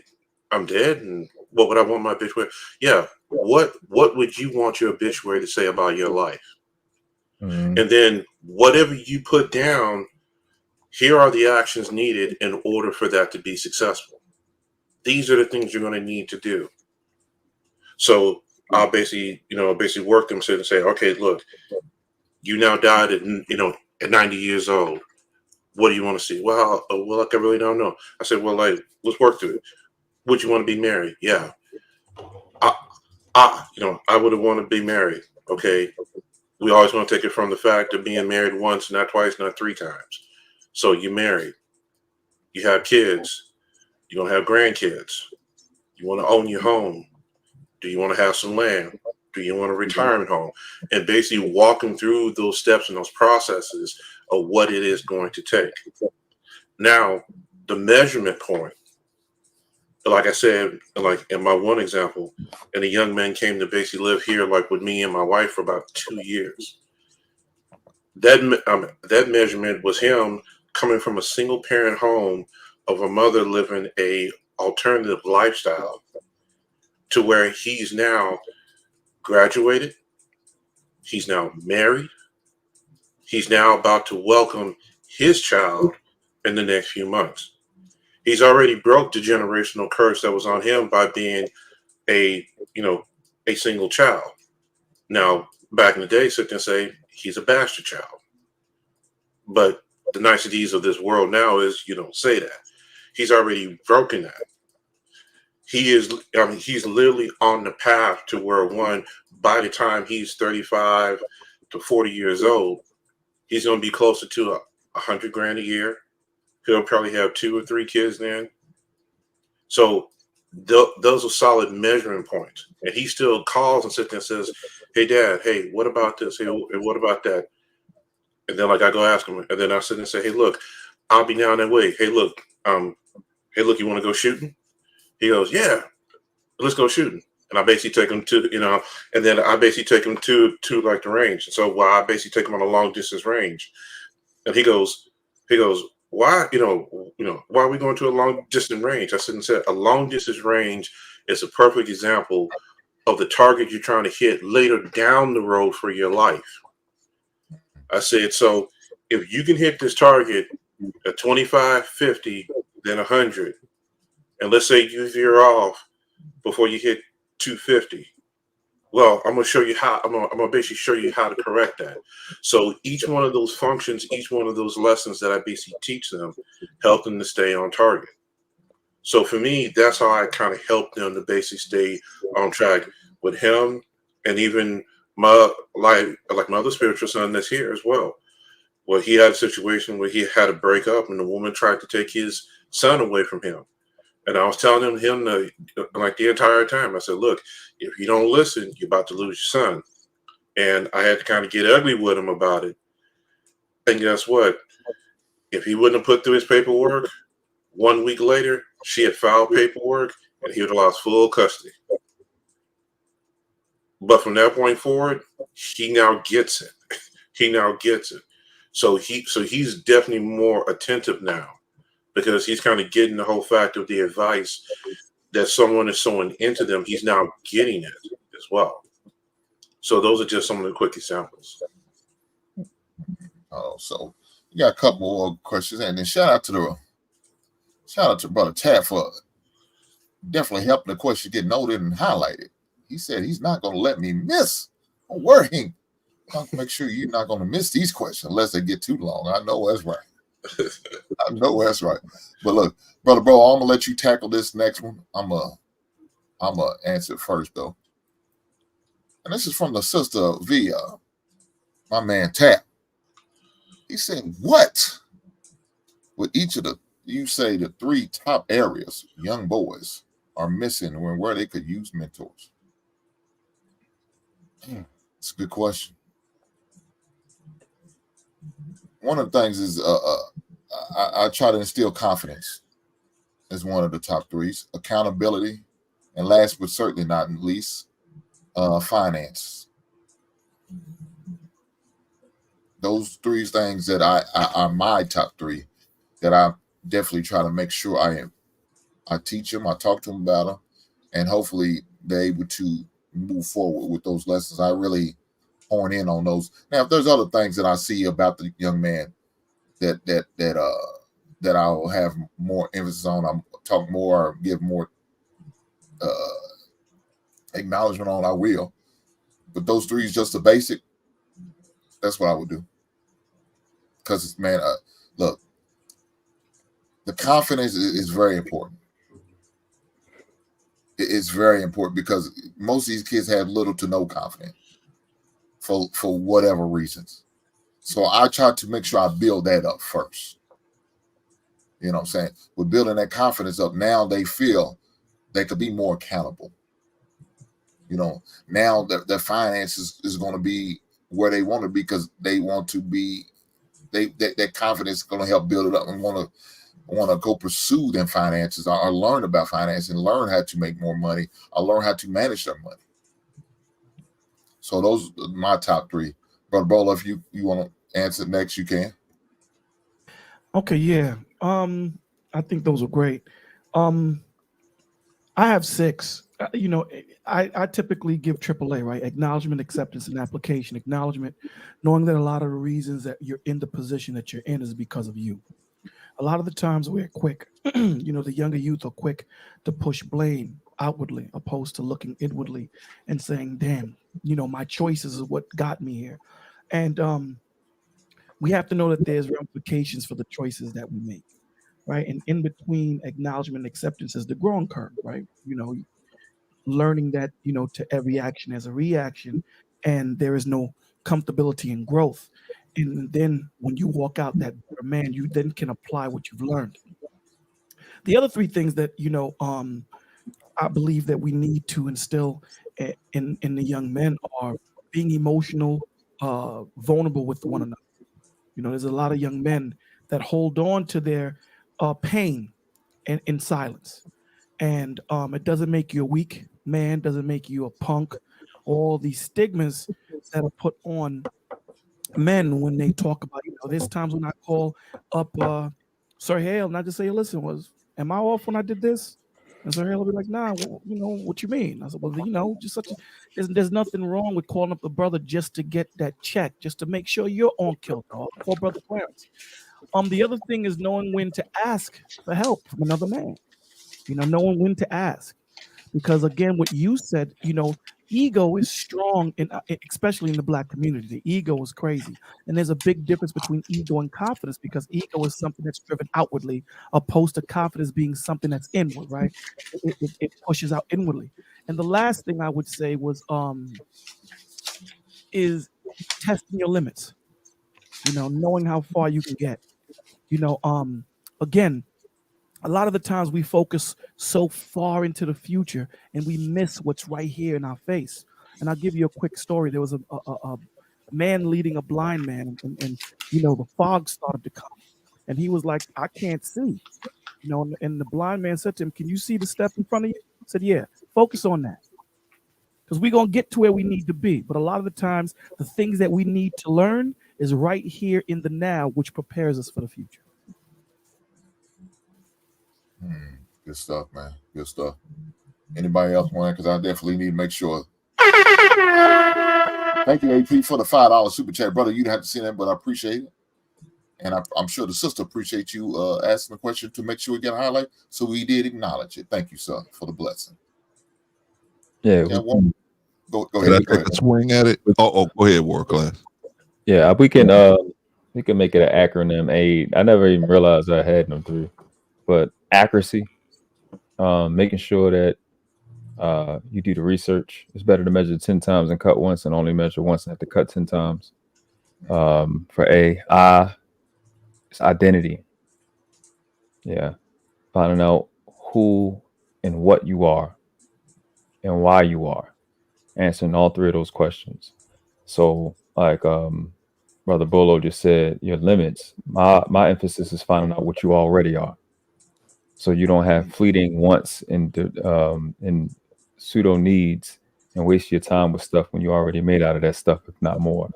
And D is always discipline. Discipline makes everything possible. It is the foundation of what a man is. Your ability to do what you're supposed to do when nobody's looking. So Go ahead, brother Clarence. All right. Yeah, man. I actually got 4 things that I wrote down. One of them is spiritual values. Another one is, like you said, in finance, and then relationships, and then self-defense.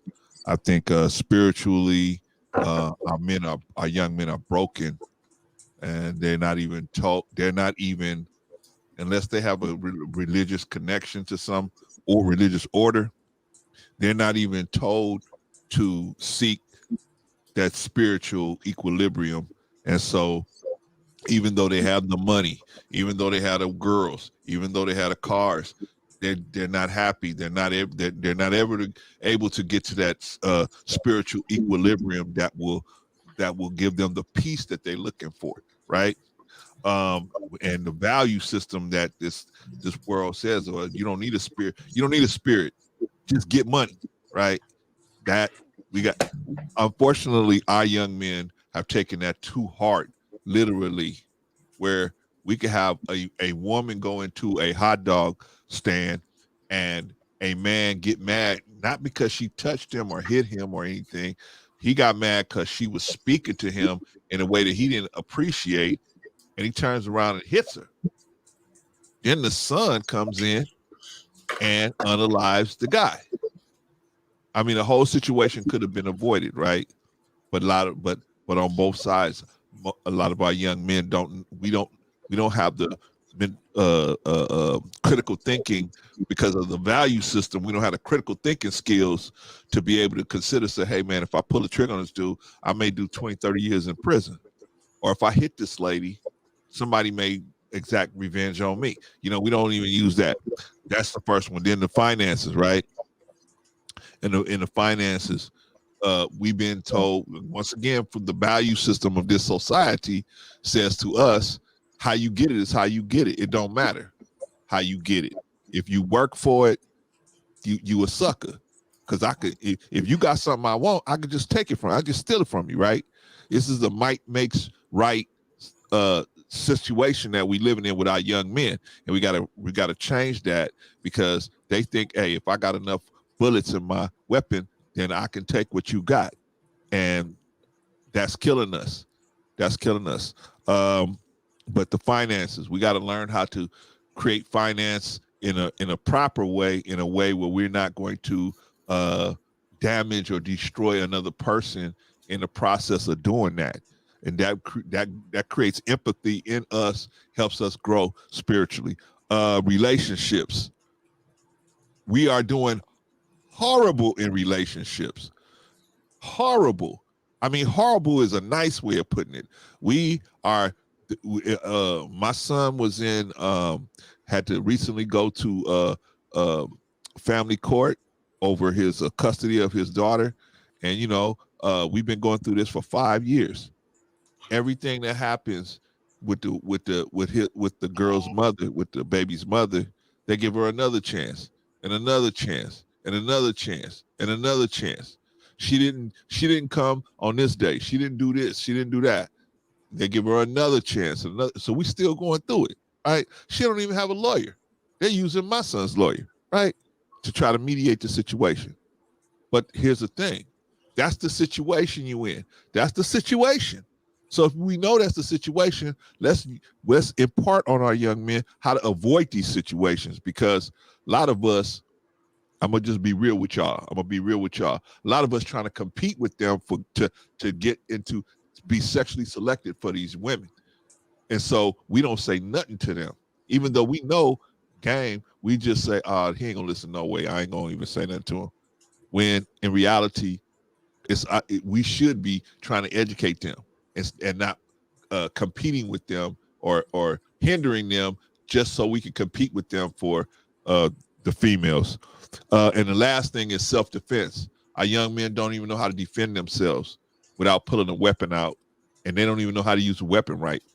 So they're untrained, they're just crazy, excuse me, emotional tornadoes that once they get set off, they just do whatever, right?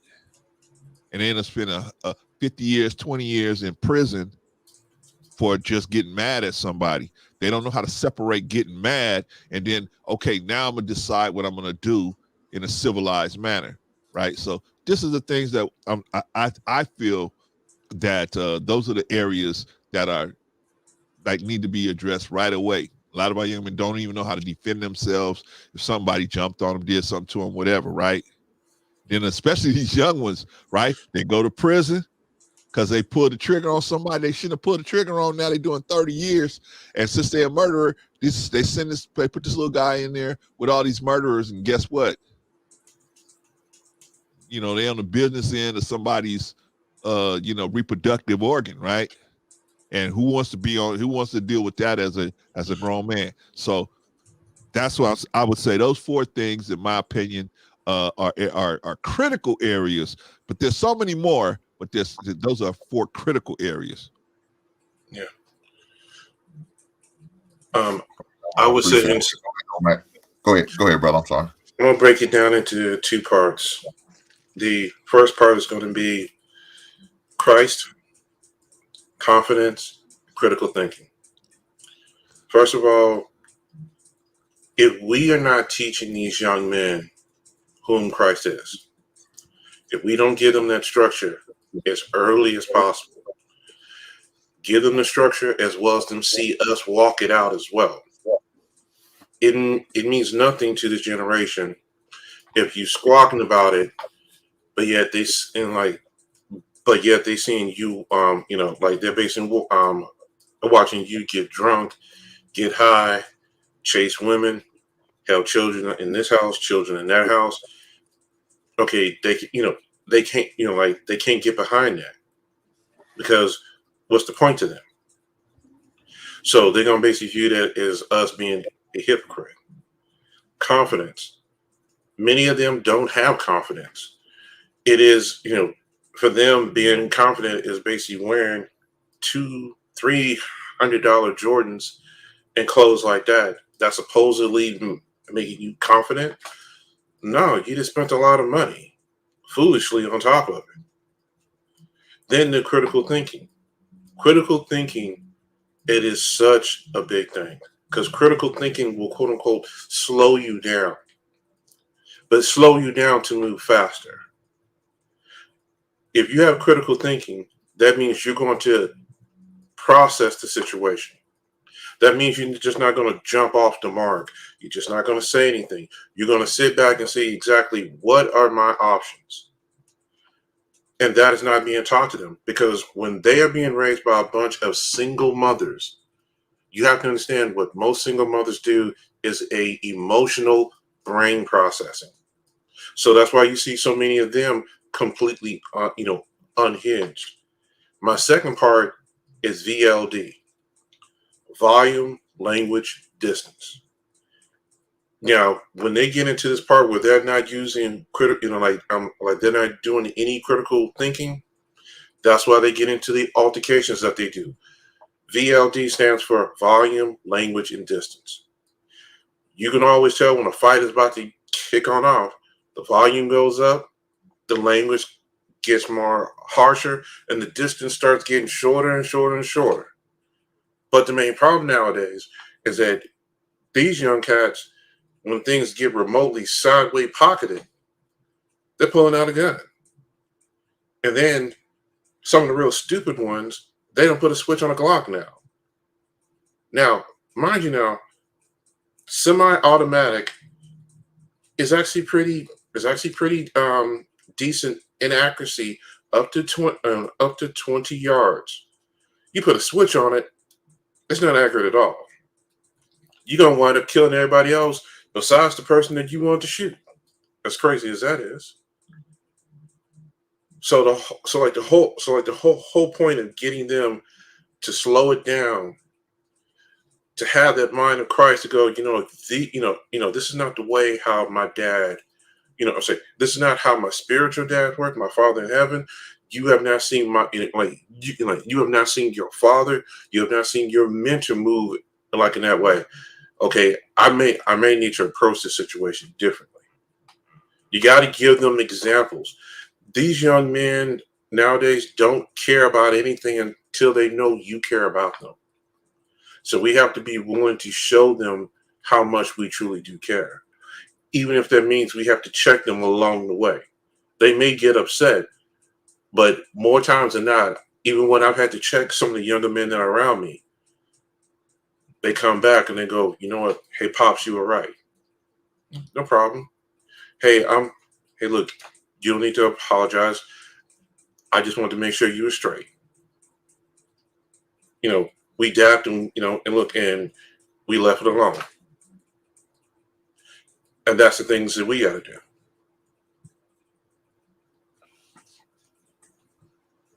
Good stuff, man. Good stuff. Brother Sahel, did you want to tackle this out? Because we got yes. So at this point, this ain't even prolific. I'm just adding on to what all the other brothers have said already. Brother Clarence said something that I wholeheartedly agree with, and that is the value system. Like that, if you can break all the stuff we just talked about, and that has to be put into the value system of boys. Sadly, and this goes into the second thing, is we raise our boys off of what men ain't. Like, I can't tell you how many times I heard, well, black men aren't doing this, and black men are not this, and black men need to do this, and black men, you hear so much of what we're not and what we need to do that we never get time to hear the positive things or see ourselves in a positive light. So that goes to my second thing, is we got to instill a sense of self-esteem. Like, this is like what I just said. You don't really hear this a lot when it comes to young boys, because as soon as they out the womb is, what's your purpose in life? What's your mission? What you want? What's your plan? My oldest son is 16, right? My oldest son is 16 years old. He'll be 17 this year. And I looked at him. I looked at my son and remembered that when I got married, when my wife was pregnant with him, I was just 3 years older than he is today. 3 years older. And the amount of pressure as a married man at 19 years old who's getting ready to have a child, it's unbelievable the amount of pressure you're under to be 40 years old at 20. And it's even more difficult when you don't have any self-esteem, because nobody told you that you're capable and you matter and that you mean something to people. Typically, we associate manhood based off of what he can do. So if he can't defend you or he can't give you money right then and there, then he's worthless. So I think we have to instill self-esteem inside of our sons. And we got to detach them from thinking that they got to get up and get six figures to go get a woman or get a degree to get a woman. No, you do these things because you are valuable. Like, you matter. Your life matters. You mean something to me just on just your sheer presence. We got to instill it into black boys, because if we don't teach our black boys how to value themselves, they cannot value a woman. They cannot value a wife. They cannot value children, because you're asking him to give something he's never received. So we got to teach that self-esteem. The other one is life objective. The reason I say objective is because we always say every man got to have a plan. Plans change. If you read the book The Psychology of Money, it talks about certain variables that create this illusion that we have more control than we have. If you guys remember 3 years ago when this whole world was turned upside down by the virus that went out, all of us had plans, and those plans came to a halt. Couldn't control it. So what happens? Do you give up? No, you have an objective. And that just means that sometimes you have to alter the plan, but the goal and the mission doesn't change. So we got to instill this mission, this objective for our boys. And the last thing that I'll say, and this is a humongous one, we got to teach our boys patience. A lot of us, we talk about these gangs and these guys out here trying to get it fast. Well, we can't put all of the blame on them. Society, we teach those young boys that they got to have it as soon as they're 18. As soon as you're 18, you're grown. You're a man on your own. No, teach them patience. Teach them that life is going to be difficult and that anything worth having, you got to be patient with. You want to have a great marriage? You don't just find a great woman and then you got a great marriage. It takes patience to build and develop that. You want great children? I don't care how great of a father you are. I don't care how great of a father you are. Your kids are going to go through a phase where they hear nothing you got to say. And if you don't have patience, you'll end up being frustrated and taking your frustration out, not knowing that their rebellion is just part of them developing their own identity, and that it's just a matter of time before they come back, like my brother OMAC said, and say, thank you for what you've shown me. You understand what I'm saying? So we got to teach our boys patience. So if we teach them this, we don't really have to worry about them living the fast life because we give them self-esteem. They know that they mean something, that their life matters. We told them their value system, this is where their spiritual beliefs come in at, right? We've given them that, and then we taught them patience, that you don't get it all right now. And in patience, you learn discipline and tenacity and perseverance and structure and order and discipline. And so we got to teach that to our boys. And I think if we do this, then we're going to see our boys not only produce more, but they're better individuals overall. And I land there. Good stuff, man. Fellas, I mean, look here, man. Y'all on fire, man. I'm just in awe, man, by the conversation we're having. And it seems like the chat is really taking this in and really benefiting from it. And they enjoying it. And it's necessary. Because let me talk about this. Some of the things, the benefits of being a mentor and what it does for that young man. You know, it increased the high school graduation rates. It lowers the high school dropout rates. Healthy relationship with lifestyle choices. You know what I'm saying? Better attitudes about school and life. You know what I'm saying? It enhances their self-esteem and self-confidence. Strong relationship with parents, teachers, and peers. You know, decreases the likelihood of doing drugs and alcohol.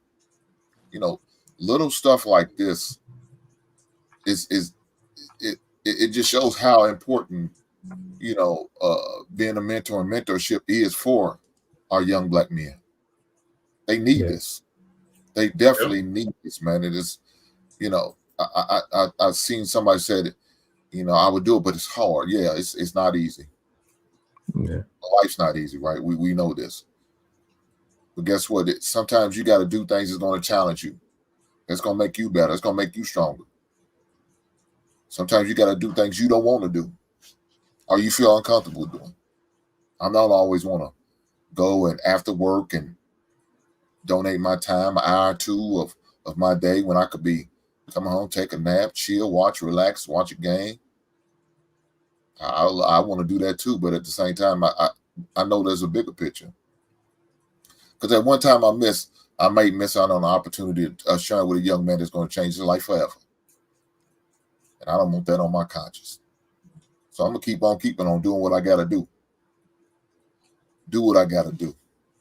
But there was another question that was asked via shout out to the brother for the $10 super chat. He says it's from my man Blaze's question. He said, even though you brothers are older, experienced, and established, do you ever feel that there are moments where you need guidance and mentorships? What are your expectations of them? Well, Can I go? Well, as the oldest on the panel, I must say that he said, go ahead, OG. I'm gonna let You you get play jokes tonight, okay? I'll go with that. Let's go with that. He's the oldest. as the oldest. Come on, Gramps. Speak up, Gramps. Yeah, definitely. Yeah, right. Definitely. To be honest, patience. Because I may have the patience. Like I wish it'd be great if I could transfer this patience to when I was 20. I'll be way down the street. But I think going forward, I've grown. My patience starting to drop because you get frustrated with seeing the younger generation make the same mistakes, and I think that's what a lot of old men end up going through. So I be needing patience, but I think I fall back on what my mentor taught me and what I learned along the way of being teachable and being coachable. And those boring lessons and hours, I heard him talk about that, and the hours of the videos and materials and books that he gave me to help me with that. It's allowed me to still get that mentorship from the spiritual side, that the God that we pray to in our respective religions, to hear reasons and opportunities and the lessons on how to be patient. You know what I'm saying? And the things that we need, because it's like little things, those little signs that life give you, those little conversations that you hear in the back of your head that's going on 2 hours across. You get to realize, oh yeah, that's for me. Yeah, that's for me. That part is for me. And being present in, so like I have a 7-year-old, so I'm still in the middle of it. We way down the line and getting about here in terms of having an empty nest and stuff. So I still got to stay sharp. I still got to show him how to be patient. I still got to show him how to listen. And it's I think you always have to keep a mentor as a mentor, especially when you're a dad and when you're a mentor, because you end up doing too much output and not intake. And I think, like I always ask a young man, hope I'm not. Yeah, I hope I ain't what's the name? I got asked young men. I said, is your mind organized? And if your mind isn't organized, how do you go about organizing your said mind? Like any organization, you have to watch your intake and your output, and we end up, like I know I do. I end up giving too much out and not taking enough in. Pause, and you end up overextending yourself. So that's why I think I be needing patience, because I be looking to get the job done so much, because I do overextend myself a little too much. So yeah. I thought I was froze for a second. Yep, I'll go. No, you good. Baby mama, you? No, you good. Go ahead, sorry. Okay, yeah, there we go. So, world class, I'm with you. As I've gotten older, and my kids have gotten older, this is why fathers are so important. Like, as young men, and young is respective to the age. Like when I talk to a 60-year-old man, he'd be talking to me like I'm a teenager. Boy, you so young. I'm like, man, my knees hurt. What you mean Right. I got a little wisdom on me now. You like, brother, you ain't lived nothing, nigga, you young. So it's getting perspective for where you are. Like you're not going higher in life if you don't require a new mentor for that new level. You know what I mean? Like so you got a mentor. If you go to school, you got a mentor based on the grades you're in. If you're not elevating, you won't have mentors. But if you have mentors, you constantly stay in this state that you're not comfortable. And I'm not talking about acquiring material things. I'm talking about you as a person, as a man. Like at 20 years old, I was listen, I want it now. I want it right. I can't have it. I don't want it at all. Well, 30, you want it now, and you put some restraints. By 40, you start to even ask a deeper question. Does this even matter? You see what I'm saying?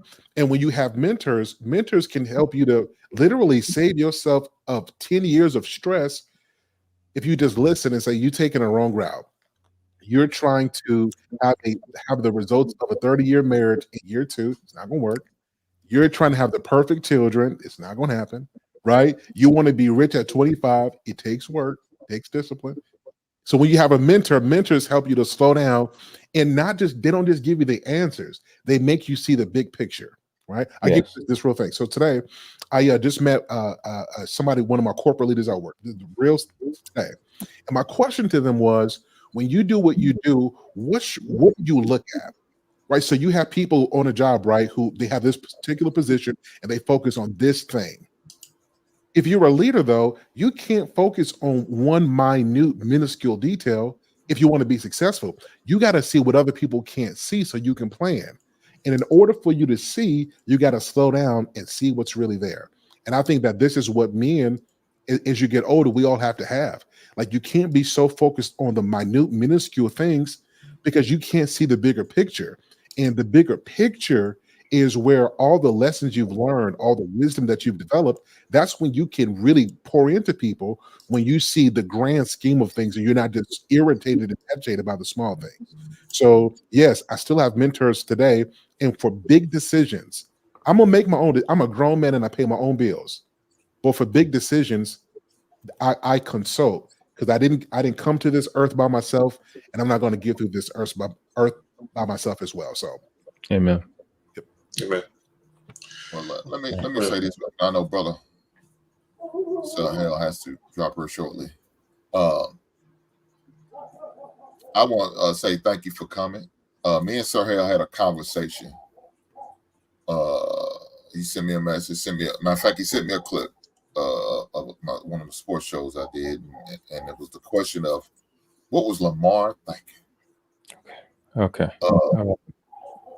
Okay. I think my internet is messing up. I'm at the drop on. Something wrong? I'm sorry. No, but the brother sent me that clip, and I said, okay, this ain't the first time I've heard this conversation. It so happens again, when the good Lord bless you with people in your life and they share things with you, there's a reason.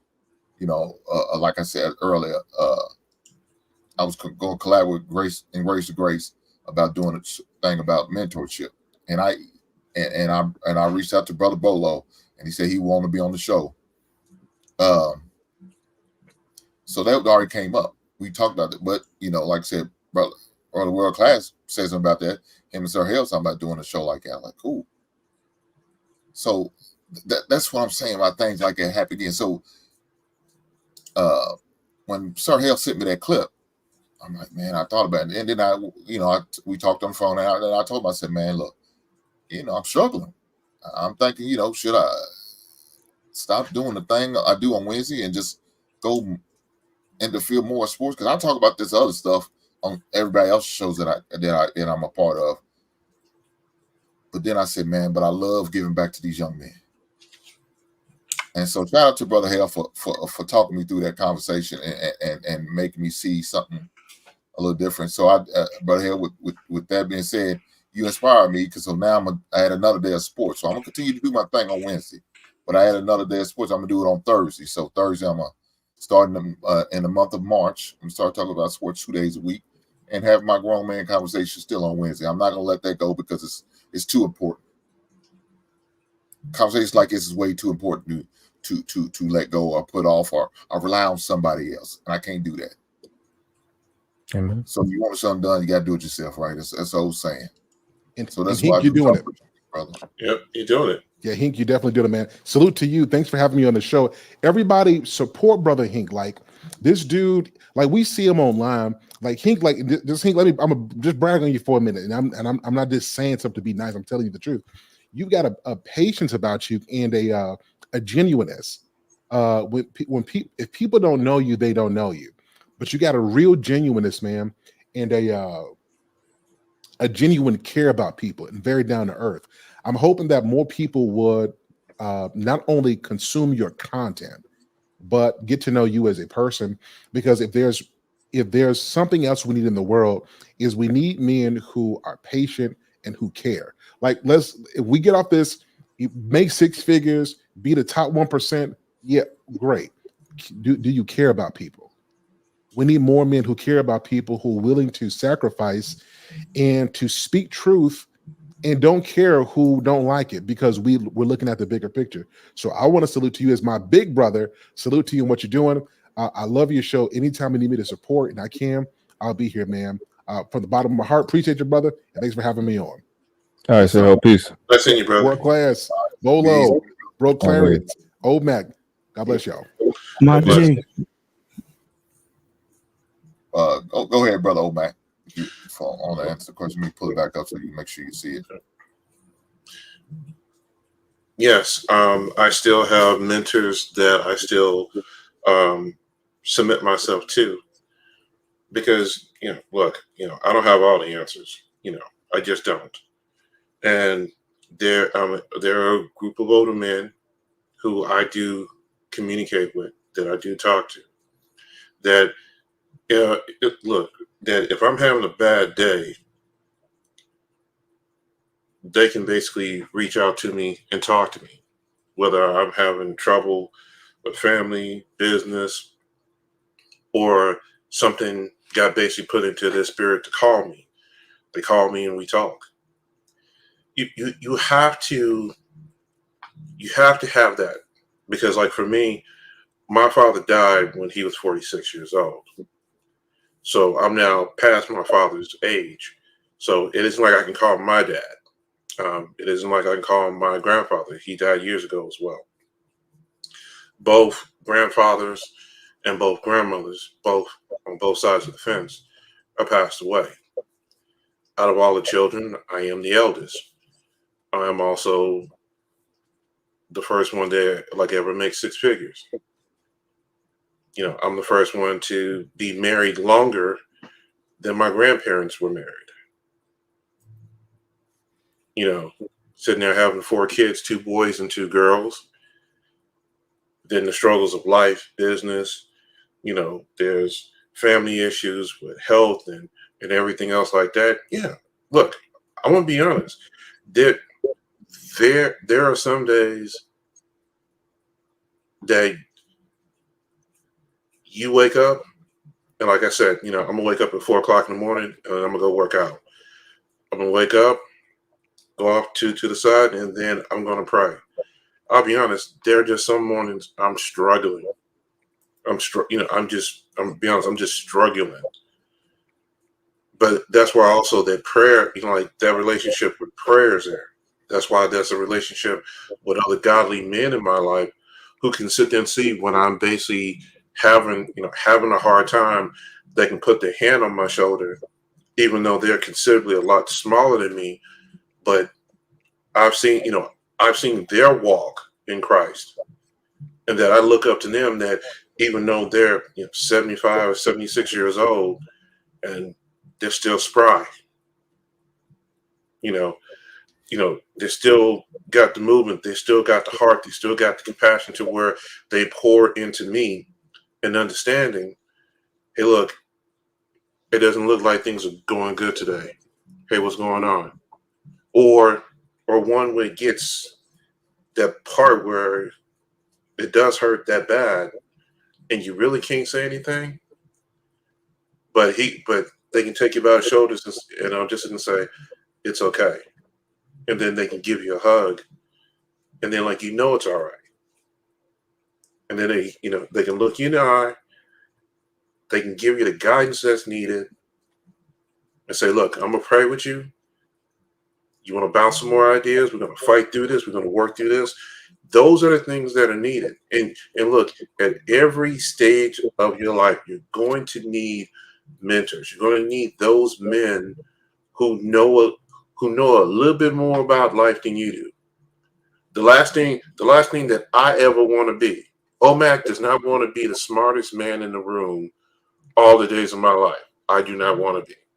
Because anytime you get that conceited that you believe you are the smartest man in the room all the time, yeah, you're just a fool in thought. Stressful. Oh man, brother Bowler, you want to tackle this Yeah. for me? Absolutely. Yeah. Absolutely. First thing let me say is we need each other, man. That's the first thing. We need each other, and it's a beautiful thing to have. I mean, if you could take the question out just for a second, Hank, it's a beautiful thing to see these masculine brothers up here. Ain't nothing feminine about these brothers up here. Express the love that we have for one another and what we want to give back. That's a beautiful thing, man. Right? So these young men coming up, you don't have to think that you have to be that hard guy that walk down the street and crush the sidewalks every step that you take. So with mentorship, a lot of the times, with myself, a lot of times, sometimes you get too close to something, and sometimes you want to get some new eyes on the situation, right? So this is why you have that corner man, because when you in the ring fighting, you getting lumped up, So it's like going to see a 200-foot painting and you're standing 3 inches away from it. You're not taking in the whole piece. If you stand further away from it, you're able to see everything that you need. It becomes more clearer. So, a lot of the times we get so beat down going through what we've gone through to get to where we are today that we subconsciously and subliminally forget what we've gone through to get to where we are. And that's one of the reasons why we get so impatient with the youngins, right? Because we forget the heartache and the pain and the struggle and the falling and like my man World Class said, having to cut twice, what I'm saying, to measure once as a young man. And we forget that. And in forgetting that, we become impatient with the youngins. And this is and that's sometimes a disconnect between us. Because they'll say, well, you guys did it too. And then you have to sit back and go, yeah, we did do it too. We did do it. Knowing your worth, man. So Hale touched on it. And I say this all the time. If you have $100,000 diamond, you did the math on it, you went and got it checked, you got the certifications, you did everything that you needed to do to get it certified as a $100,000 diamond. You ain't taking no shorts. You're not gonna sell it for $50,000. You're gonna sell it for $100,000. And I'm saying that to say that young men need to know what their worth is so that they can demand their value in their standard, right? And a lot of the times, these young men don't know what their value is. This is why they take shorts. This is why they're not patient. This is why they don't wait on the right woman. This is, again, like, Noble said and Brother Clarence said, it's the patient game. They think that I got to get it now. When you have to sit back and say, listen, man, the more you know, the more information you take in, the better decisions you're going to be able to make. It goes into what Noble was saying. If you measure 10 times and you cut once, it's going to be a pristine cut, opposed to you going back and forth to try and figure it out. So, again, our ego, and I've been on this rant lately. We're so egotistical, man. And sometimes ego is so, it can whisper into the conversations that we have. It doesn't have to walk into the room and yell. We suffer in silence, and that's a part of the ego. Not wanting to tell your brother what you're going through. Because maybe if I call Hank and talk to Hank about something, maybe he has the answer that I'm looking for. But because of my ego, because of my pride, I don't want to holler at him. And this is what we're taught as young, right? When you don't have that fatherly figure in your life, and your mother is telling you, hey, you're the man of the house and men don't cry. But your sister, who's the same age as me, or maybe a year younger, is allowed to go through all those emotions, but I'm not. And can you imagine being a young man from 5, 6? I've counseled men and women. I've counseled women with children where they've told a 7-year-old he's the man of the house. What does he do with that? What does a 7-year-old do with that? I'm the man of the house at 7. That means his thought process of a child stops now.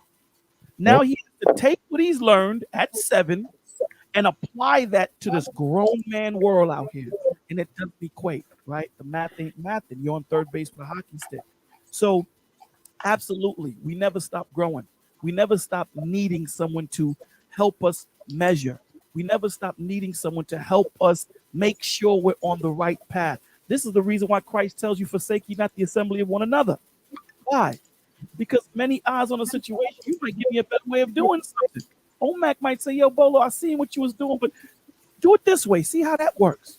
Oh, word. Thank you, OMAC. And that's the problem with us as a people. We talk about community, but we have nothing in common, right? We don't have a common goal that we're shooting. And that's the thing. And when we talk about the village, that's why I named my channel The Village. And we talk about, it takes a village to raise a child. Why is that? Because if I'm the father and all of you guys are the uncle, I can only give my child my anecdotal experiences in life. Only the things that I've experienced. And what, and if you kind of put it to a picture, I'm going to give them blue. OMAC is going to give green. Hank is going to give pink. World Class is going to give orange. Bro Clarence is going to give black. And together we have that colored picture opposed to having just a black and white picture. So this is why we need each other, man. We need each other. And that's the thing. So hell yeah. I got you guys' numbers. Y'all better pick up when I call. Always. I know that's right. Hey, I see that though. I said, who the hell did I remember? I was supposed to got a call earlier this morning, but it was just happening. But hey, it's I was so caught up, brother. Brother Hank. I was like, you know what? Let me holler, because I just, let me holler. So when I called, I was like, okay, that's the deep voice. He ain't give me the wrong number. So we good. And it's an honor to be on stage with you guys, man. Thank you. Appreciate it. Oh, for sure, man. For sure. Man, I appreciate. Look, I appreciate the audience, man. The chat that are participating and coming with these great questions, man. These great questions. They every once in a while, I know people certainly all they have to deal with, like what we consider trolls and all that. But sometimes, man, they come through with some good questions. So I appreciate the chat for doing that, man, and for you guys being here. I know a couple guys I know have to drop. I know Brother OMAC said he has to get up out of here, and I appreciate it. I'm gonna respect y'all time. Definitely want to do that. But if y'all can't stay a little longer, I understand. I'm gonna be here just a little bit longer, just to continue to answer any more questions that the audience may have for me. But with that being said, Brother Clarence, I'm gonna let you go next. Brother OMAC, I appreciate you, brother, for coming through. No problem, brothers. Peace. Appreciate it. Brother OMAC, before you go, I want to thank you. I had a show about Bitcoin and all that. Brother OMAC and Brother Ray came up and helped and taught me and my lady a whole lot. And then not only that, we had a sidebar and had a one-on-one meeting with him, and he went into more detail. He said, "Hey," he called me. He said, "Hey, it's the time to get in there. Please believe your boy got that LLC going and open accounts for Brother OMAC. I'm in there. I'm part of the Bitcoin fraternity now." So shout out to you, brother, for turning me on and educating me and giving me that knowledge. I appreciate that. Thank you, sir. No problem. And brothers, look, y'all take it easy. I got to get up early in the morning, but y'all stay blessed. And Hank, thank you once again, brother. Thank you, Hank. Yes, sir. No doubt. Peace, no doubt. Peace, brother. All right. Brother Clarence, I definitely want you to go ahead and elaborate on the question. Let me make sure I post it for you so you can see it. I know old head like you forget stuff, so we all want to make sure the real old head of the group. I know World Class took it up off of you, but I'm gonna give that body back. You all the oldest on the panel.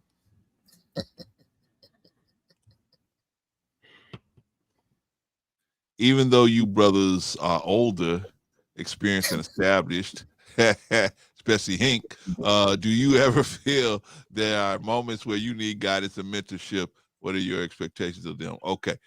First of all, yes, brother. I think that life is a classroom, and you always are going to be learning. So the minute you decide, I know it all, I know enough, and I don't need to learn anymore, I think that's where your death starts. But if you continue to educate yourself, continue to be around people that edify you that then you can do, then you can continue to grow. Because one of my mentors is on the panel with me now, Brother Bolo. That's one of my mentors, right? When I have a question about something, I want to discuss something, or the brother can encourage me, and it's likewise I can encourage him. And one of the things that I like is same thing with Hink. One of the things I like is I can go to those brothers and they don't have to agree with me. They don't have to say, oh yeah, you right, Clarence, you right, Clarence, you right. To me, that ain't mentorship. The better mentorship is, well, this is the way I see it.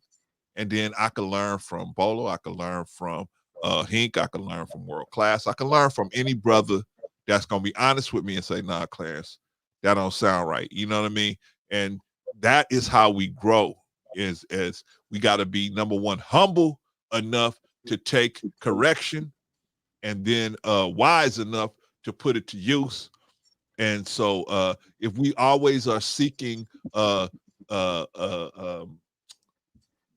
guidance, we're always seeking the truth is going to sometimes agree with us and sometimes it's not. But we have to be willing to accept the times that it don't agree with us and rejoice in the time that it does agree with us. But we can never be so solid and stiff and say, well, I'm going to be delusional, and because that's the definition of delusion. When you see the truth and you won't accept it, you just say, you'll call it something else and move against the flow instead of saying, this is the truth. Okay, I don't like that this is the truth, right? I don't like that I'm not spending enough time with my son. I don't like that. So what am I going to do about it? That's the thing. What am I going to do about it? Okay, mentoring starts at home. You got a son, you got daughters, right? Well, Clarence, I don't live with them. I don't live with you. Hey, we on StreamYard right now. StreamYard is free. You can get up to 10 of your kids on it, right? So we can always every day tap into our children. But the crisis in Black men is really serious. And yes, I need a mentor. I had 2 mentors that literally pulled me out of the mud. Literally pulled me out of the mud. One of them has went on to greater things, but the other one is still here. I still tap into him, and just to get his idea, and he'll say, nah, man, that don't make no sense. Or he'll say, yeah, that's a good idea. Continue. But I noticed that as I got older and as I understood more, the difference in our opinions started shrinking. Same thing when I studied the Word of God. As I got old and studied it more, the difference in my thinking and the Word of God started shrinking. So I'm always looking to continue that shrinking in the difference between good people. So if you're going to be if you as a man think that you don't need mentors, in a wicked world like this, any one of us could slip. Any one of us could slip. I'm right down the street from a street called Figueroa out here in Los Angeles. And there's dudes out there right now on Figueroa paying for sex right now because the wife sent them to the store to go get something. And because they have some type of issue or frustration in their life, they made the bad decision to say, I'm going to get involved with this. And who knows how that's going to turn out. So, yes, I think, in my opinion, I think we all need mentorship until the day they bury us into the ground. We all need mentorship, and we should all be willing to accept it.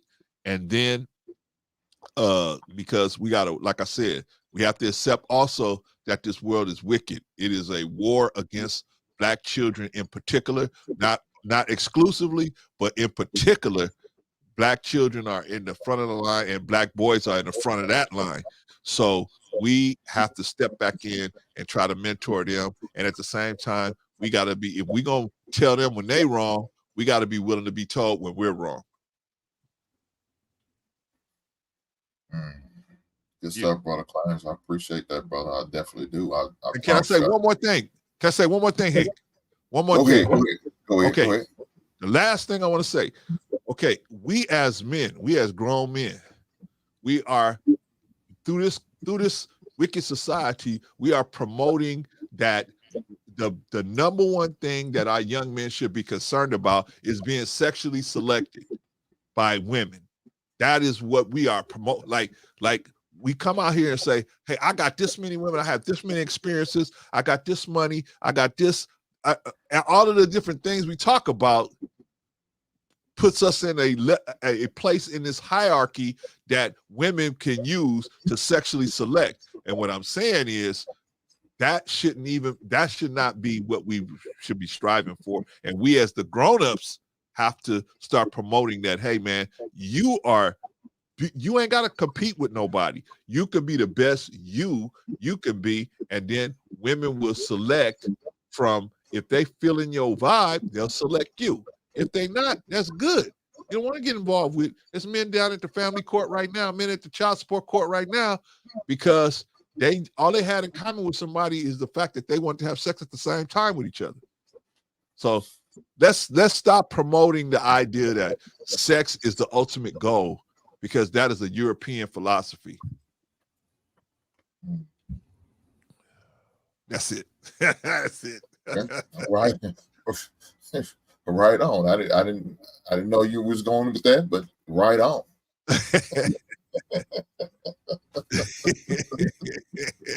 Hey, man, look. One thing I want, a couple challenges out there that I've done and then I want to do now is every man. I want to challenge every content creator, every man that's on the sound of my voice that can hear me. I want to challenge you guys at least once a month. Once a month. I'm not saying every week. Not saying 3 or 4 times a week, not every day. Once a month. If you get the opportunity to mentor somebody, even if it's just a one-off, and you don't ever see that young man again, but take the opportunity to mentor one young man. That's my challenge.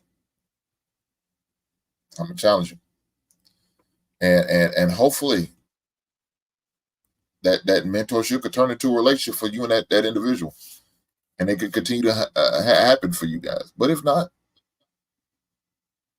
just try it. See how it makes you feel. Check out the results. And you may not see him already, but you may see him a little further down the road. I remember that young man. I remember I had a conversation. It doesn't cost you anything but your time. And I know how valuable time is for some people. But just take the time to do it. That's just my challenge. One other story. It was I did shout out to the Salvation Army. I definitely benefit from Salvation Army, and that's one of the ones I forgot to mention that does a mentor program. I did an angel tree thing, and I do it every year. And I will continue to do it because I benefit from it, because I was blessed with a Christmas or two from Angel Tree. And if it weren't, I would have gotten none of the stuff that I asked for Christmas, because when I was coming up, I didn't get brand new toys. See, I came up once my parents got divorced, and toy things went out the door because the money wasn't like it was, right? It just wasn't. So that's when I started getting the brown boxes on my porch. You know, the free food, the free cheese, the government cheese, the powdered milk, the Czech cereals with just black and white leather, the orange juice that had no sugar in it, but it had Donald Duck on the front. That's what I used to get in my early teens years. And so with that being said, I used to get toys from the Goodwill. I didn't get the opportunity of cracking the seal of the toy. The toys was already open. They was in a clear bag all together. They looked beat up, scuffed up, but they was toys. And you couldn't tell me any different. Friends didn't know I didn't get them brand new. They didn't know. I just know I had them. And those were the blessings I had until I started getting things from Salvation Army. But I do that on a regular basis because I continue to want to give back, because I know how it was for me. So I definitely, next season, if you get the opportunity doing that, I know I'm putting a lot of challenge out there, but I know you guys can do it. I know y'all can. Y'all high value. Everybody 6 figures, right? Everybody got that, right? Yeah, we ain't light skin. We can get it up. Yeah. Everybody got it. They got it. It's up under the mattress. That's all right. But I challenge you to do that. Now I usually do 2 kids because it was to represent me and my brother. There was 2 of us. So I do 2 young boys, and I do that, and I make sure I get back. And I turned my son on to that a while back, and I really did it for a punishment, right? No, that was the funny thing. It was a punishment for him. I said, I'm gonna give your toys away because you're acting bad. And I had to break the news. Santa Claus ain't real. I'm Santa Claus. Because he said, well, I ain't worried about it. Santa Claus gonna bring me something. What that burnt Makes me sense. up. I said, Negro, Santa Claus ain't real. I'm Santa Claus. he was in the like 3rd grade, 2nd grade, had crushed his soul, Noble. He didn't get nothing. And what he did get, I gave it away to the Goodwill. Well, not to the Goodwill. I gave it away to the Salvation Army. And I signed this up. I said, we're gonna go and give gifts out. And we're gonna sign up and sign people up for it. And that's what we started as a punishment. But then we started doing ever since then as a way of giving back. So I just challenge everybody to do an angel tree. You can do 1 child. You ain't got to do multiple child. Just one child. Just give back. It don't cost a lot. Again, if you talk to these department stores like I did, they will offer you a discount. Let them know what you're doing it for, and they'll give you a discount. I went to Burlington's, got most of the stuff, and got a 15% discount on top of the stuff they already had on sale. So shout out to them and Burlington. Shout out to Salvation Army. But just wanted to say I got one other story, then I'm gonna land it right there, and I'm gonna shut it down for the night. But I seen a young man in the Wendy's, and it was disappointing, right? It was very disappointing. You could tell the young man didn't have a lot of money. He had what he had. His mother sent him to get some food for her and him. So unfortunately, the lady at the counter didn't help him at all. So the 5 for $5, you get all, you get a hamburger, a fries, some nuggets, a drink, and a dessert for $5. Instead of her saying, hey, I know what you want, but how about you get this and you get more, and you still have money left over because he only had $20. She allowed that boy to get the $12 meal, and still didn't get the dessert or the nuggets. I said, "Oh, young man," I said, "Ma'am, can you cancel that order?" Well, he already paid for them. I said, "Ma'am, come on, ma'am. You and I both know he will get more, and you see the boy struggling. He's tatted, he ain't got a lot. Don't do that, ma'am. Come on, man. Are you getting some type of incentive for sales? I mean, if that's the case, then okay, I understand. Ain't gonna mess up your money, but you're not. So, ma'am, don't do that." So she ended up canceling the sale. It took a lot of convincing, but she eventually did it. But I seen that when I tell you, when I see young men like that, I see me. No, I ain't gonna lie, man. And pull my heartstrings to see that happen. And she wouldn't.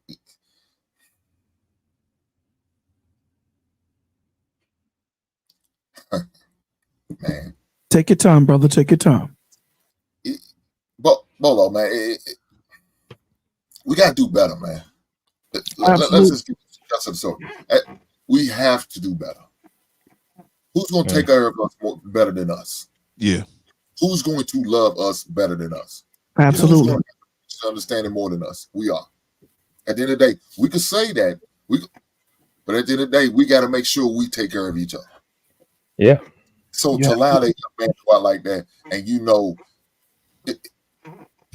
that's a $10 difference. You could say that, young boy, but instead you was ready to do all that for your company. Really don't give a goddamn about your black ass. Exactly. So I forget where I hear this from. I heard this from, but I heard you just quantified it, right? I forget who I heard it from, but they said that older men see themselves in the younger men that they mentor, the younger men that they see. And older women are at competition with the younger women that they see. Like they have an issue. It's like an issue. Like if you see a young brother who's trying to figure things out, and instead of you understanding and tapping in, you have to have this brother go through the ringer just to get to the point of saying, let this brother save some money and have some money in his pocket. That goes to show you where, our community is. And it starts with us, bro. It starts with us having conversations like this. It starts with us doing what we're doing in our own communities. It starts with us, because there's enough of the nonsensical conversations that you hear on YouTube, man. These cats, you hear the conversations, they base their relationships off their wallet. They base their relationships and their position in the home off of how much they make. And it shouldn't be that. A man doesn't provide monetarily. And this goes into teaching confidence, self-esteem, giving them understanding, being patient, allowing these young men to understand about responding opposed to reacting, and letting them know that in life it's not about how well you plan. It's about how well you cope when your plan fails. A lot of us don't have those coping mechanisms. We were never taught that.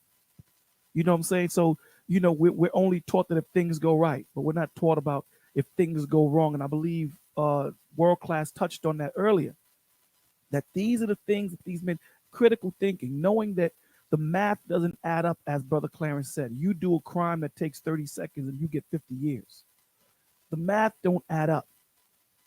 So we have to start slowing things down. No one wants to be doctors. No one wants to be lawyers, plumbers, electricians, mechanics. Everybody wants to be a rapper or a basketball player. This is what everybody wants to do. We're not teaching them the value of working with your hands. So we have to start letting these young men know that getting dirty when you work don't mean that you're less of a man. It doesn't make you less of a man. You're not defined by your money. You're defined by your character and your integrity, your intention, and your relationship with God. That's what you're measured by.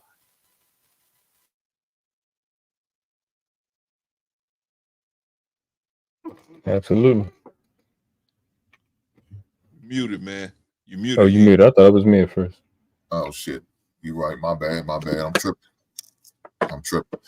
Stop leaving them girls at the restaurant, man. You remember to unmute up, man. Look her, man. I'm trying to get me in trouble with that.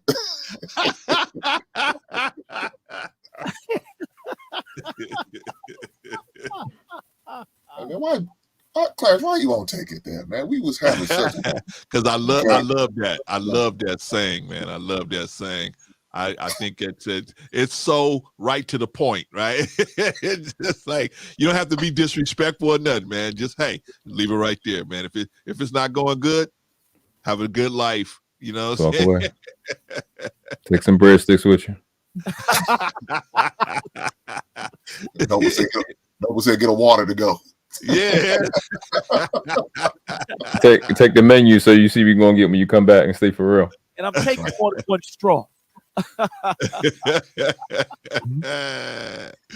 man, look here, man, y'all crazy. But let's go with some final thoughts.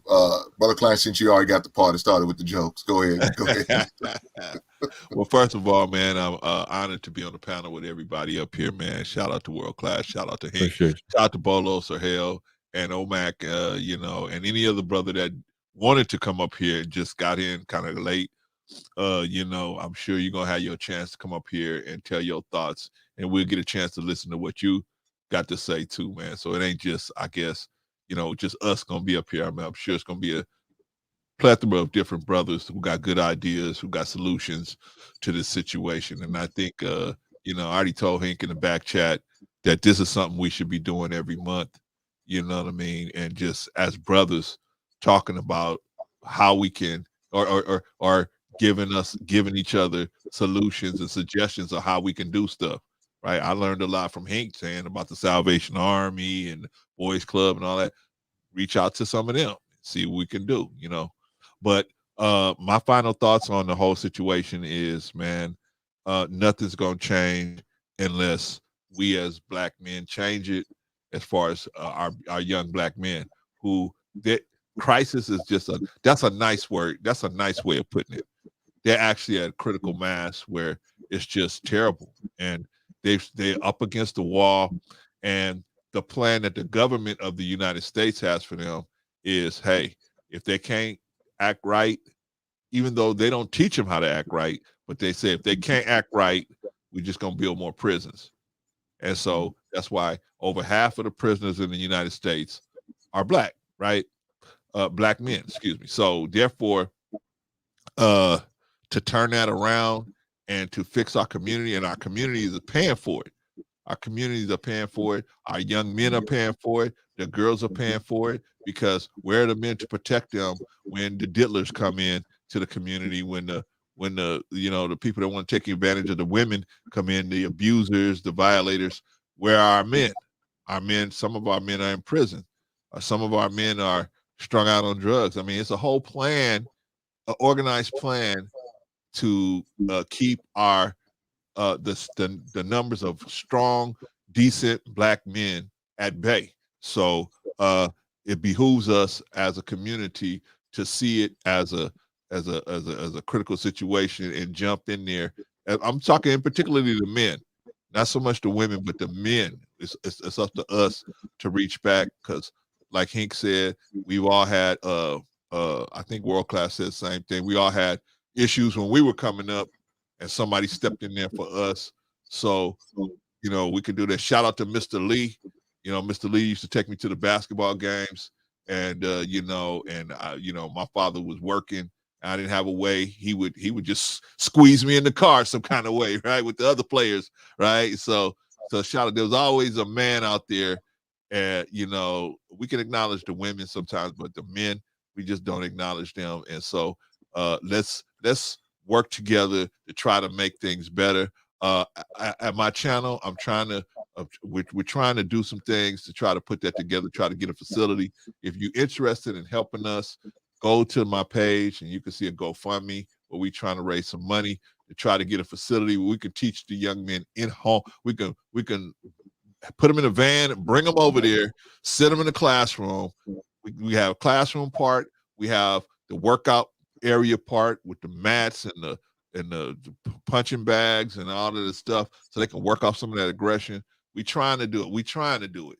So if y'all think that's something that y'all might be interested in, we're trying to put that in the works now. So come over there and check it out. Hank, thank you always, brother, always being on the front line with me and Bolo to go out and teach these young men. Me and Hank and Bolo have taught several different classes with these young men. So don't go away, Hank, because I need you. I need you, brother.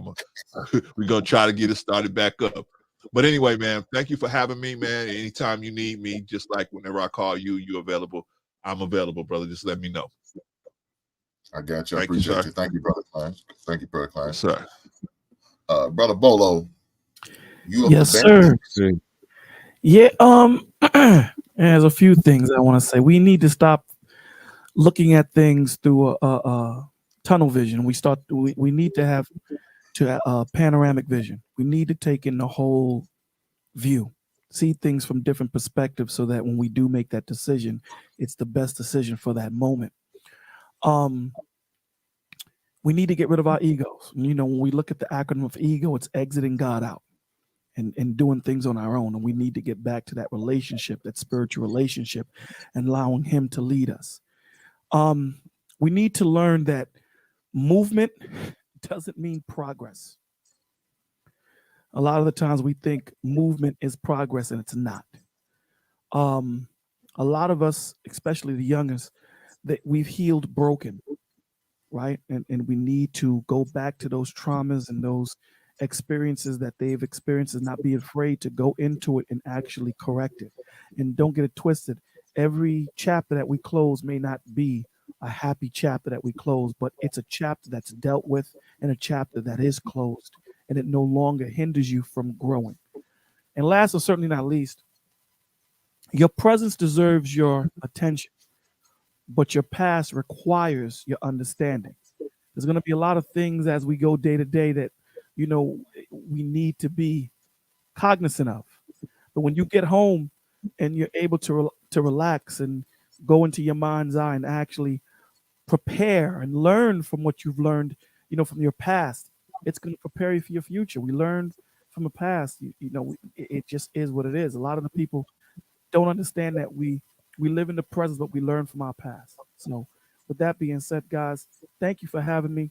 And if you ever need me, you know where to find me, brother. I appreciate, and it's definitely an honor having you guys allow me on the stage with you. So, none but love. Appreciate you. Peace. Thank you, Brother Brolo, for coming, brother, and answering the call, brother. I appreciate that. Thank you, sir. Brother World Class. All right. Yeah, definitely appreciate everybody that came up on the panel. Everybody that came through on the chat. Everybody on the replay, please hit the like button, subscribe if you're new to your channel. Share it out to mom and them, send it to any young man that you may think need to hear it. What I will stress is, I think the fundamentals that a mentee or a young person or younger person that needs guidance is teachability and coachability is everything. That's what makes everything that we said up here matter, is your ability to be taught, to be coached. It can't be emphasized enough, because that ability to receive is in your favor. It allows you to, what's in it for you when you are mentee, when you're learning, is you get fresh perspectives that, like I said, with my mentor, he said, reiterated, he said, reading books is like time traveling. He said, if you can get somebody's living experience and it took them 60 years to get it, and you can get it in 2 weeks or a week reading a book, you just travel 60 years in 2 weeks. And that's what it affords you. It gives you an opportunity, like it was said earlier, to save yourself a decade. This level of interaction between mentor and mentee can save you decades, can help you and allow you to live a life worth remembering. So that's all I offer anybody, is an opportunity to be remembered all the time, to do something so great in your life that your people around you or your family have to remember you for all time, so you won't die twice, offering you a second life. You understand? So it's important for you as a person that needs mentoring, a mom, a dad that may think that the baby need to hear somebody else's perspective, which is okay. Even as parents, that may happen with my son. He may need to hear a different voice, and we got to be open to that aspect and give them. And what benefits you when a child is given that is, as a mentee, is getting fresh perspectives, getting as many perspectives as possible, so you can see the big picture, like Bola was saying a little bit earlier, stepping back and getting a full picture of it, the different perspectives. Like, one of the things that I learned was macro thinkers and micro thinkers, and which one I was, and why it helped me understand why I stuck to certain things and why I was great at certain things. But getting to understand an opportunity, especially coming from the hood, a perspective you never even known about ever in life. So it's a dope process. This was a dope live. Shout out to everybody that super chatted, me and Hank, and everybody that supports us, all the ladies that came through. Shout out to all the babies, old and young, of the fathers that came up here, that gave us opportunity to share and deposit into another family and another generation. So, you know what I say, man, it ain't but 2 classes on this planet, never been 3. You have a world class or you outclass. And the question is not which class you want to live in. The question is, which class are the ones coming behind you deserve for you to die in? On your feet, on your knees, respect the craft. No. Right on, big brother, right on. Do this. Said much respect to Hank and the brothers on the panel. All right, the other topic. This was a breath of fresh air. Well, brother, I'm glad it was for you, brother Blaze. And thank you for coming through, man. Thank you for coming through. I'm glad. Look, Blaze, man, AP said he agrees 100%. Look, stuff like this is definitely necessary. We can go anywhere and get the other stuff. Yeah. he can go anywhere and get that. And again, I want to do something different, because we need something different. We can't talk about relationships all the time, can we? I mean, there's the other relationships that's important. It's our children. Indeed. That's a very important relationship that definitely needs to be discussed on a regular basis. Sometimes I feel like that they don't even care. You know, they don't even want to talk about it. They want to have a conversation. Why don't we talk about some way to protect kids more than just about some of the stuff we hear on these streets? So I want to do something that's going to not only encourage somebody with uplift, I want to make them think. Indeed. I definitely want to challenge them. So that's why I do the topics I do, because that's my goal. That's what I'm pushing. That's my purpose. And so with this topic today, this is what it needed to be done. Oh, man, it said drama sells. I agree. Look, I know. When my daughter comes over, she won't watch certain things on my TV. I say, why you watch that bull crap? Why you watch Housewives of whatever? But like you said, drama sells. It does. But you know what doesn't sell a lot? Stuff like this. You're not going to get the views you probably really deserve and should get, but that's okay. That's not what I'm doing. I'm doing it to put the message out there. You know what I'm saying? No, the message. And when I'm gone and moved on, my son can go back and say, okay, this is what my dad was talking about on this YouTube show. Even though once every 20 episodes he'll check in. He won't hit no like button or nothing like it. He won't give me that much credit, but he'll watch and he'll send me a text. Daddy, I watch your show. I appreciate that, brother. Did you subscribe? Yeah, I subscribed. I looked on the list. His name ain't on there. You lying ass. I asked my son one day. I said, "You want to watch Daddy channel?" He said, "No." I said, "Okay." At least he's out. At least he's out. But I ask him, and he'll tell me some of the stuff I talk about on the show. So he watch it. Now he might not do nothing else with it.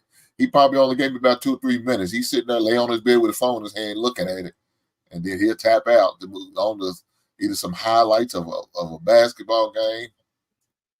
I'll either watch somebody play Madden. That's what he'll do. Right.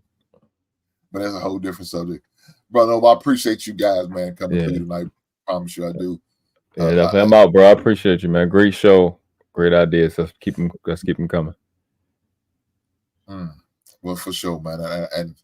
And the thought that Brother Clark put out once a month, hey, I could definitely see it.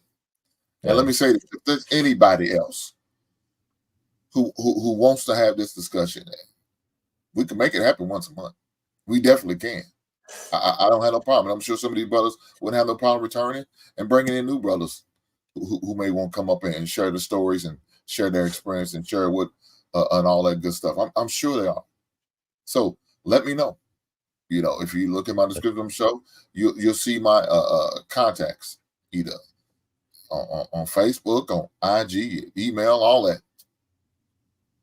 Hit me. Let me know what y'all thinking, and if y'all got some ideas for another mentor show, I'll be more than glad to open the list to. I'm always willing to learn, brothers. I promise you that. I'm always willing to learn. I appreciate everybody who came tonight.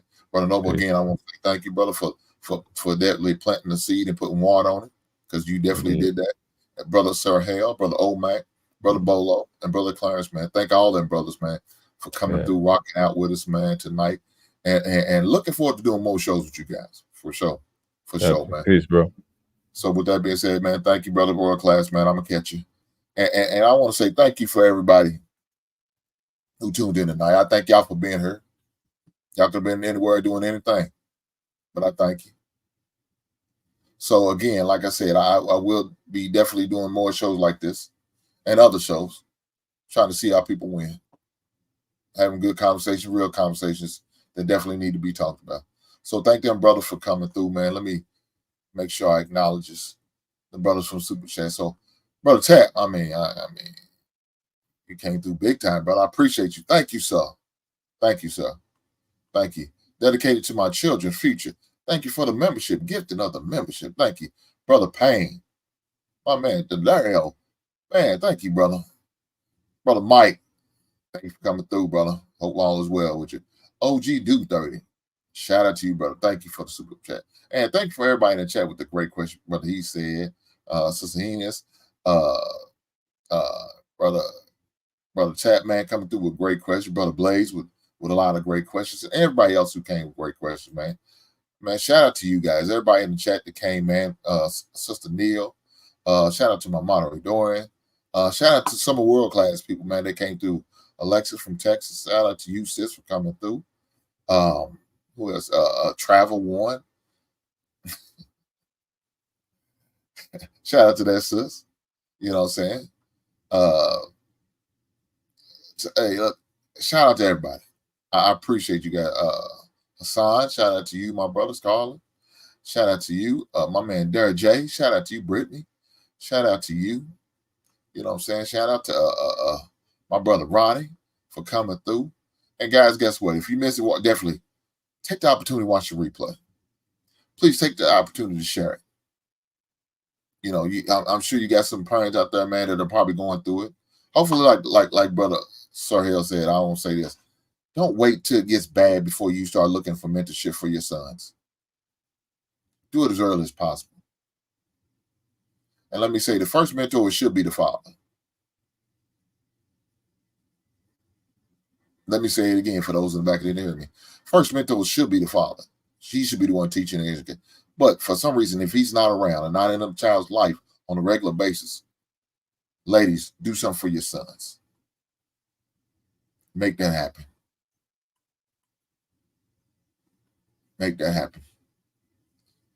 But with that being said, definitely I appreciate you guys for coming through. Thank you for rocking with me. Like I said, I do have a membership. You guys are more than welcome to join us. I feel like it's a reasonable price. Like I said, dedicated to my church. Shout out to you for donating the membership. And for everybody who came tonight, man, thank you for rocking with me. I appreciate it. And looking forward to doing many more shows with you guys. Until then, be easy.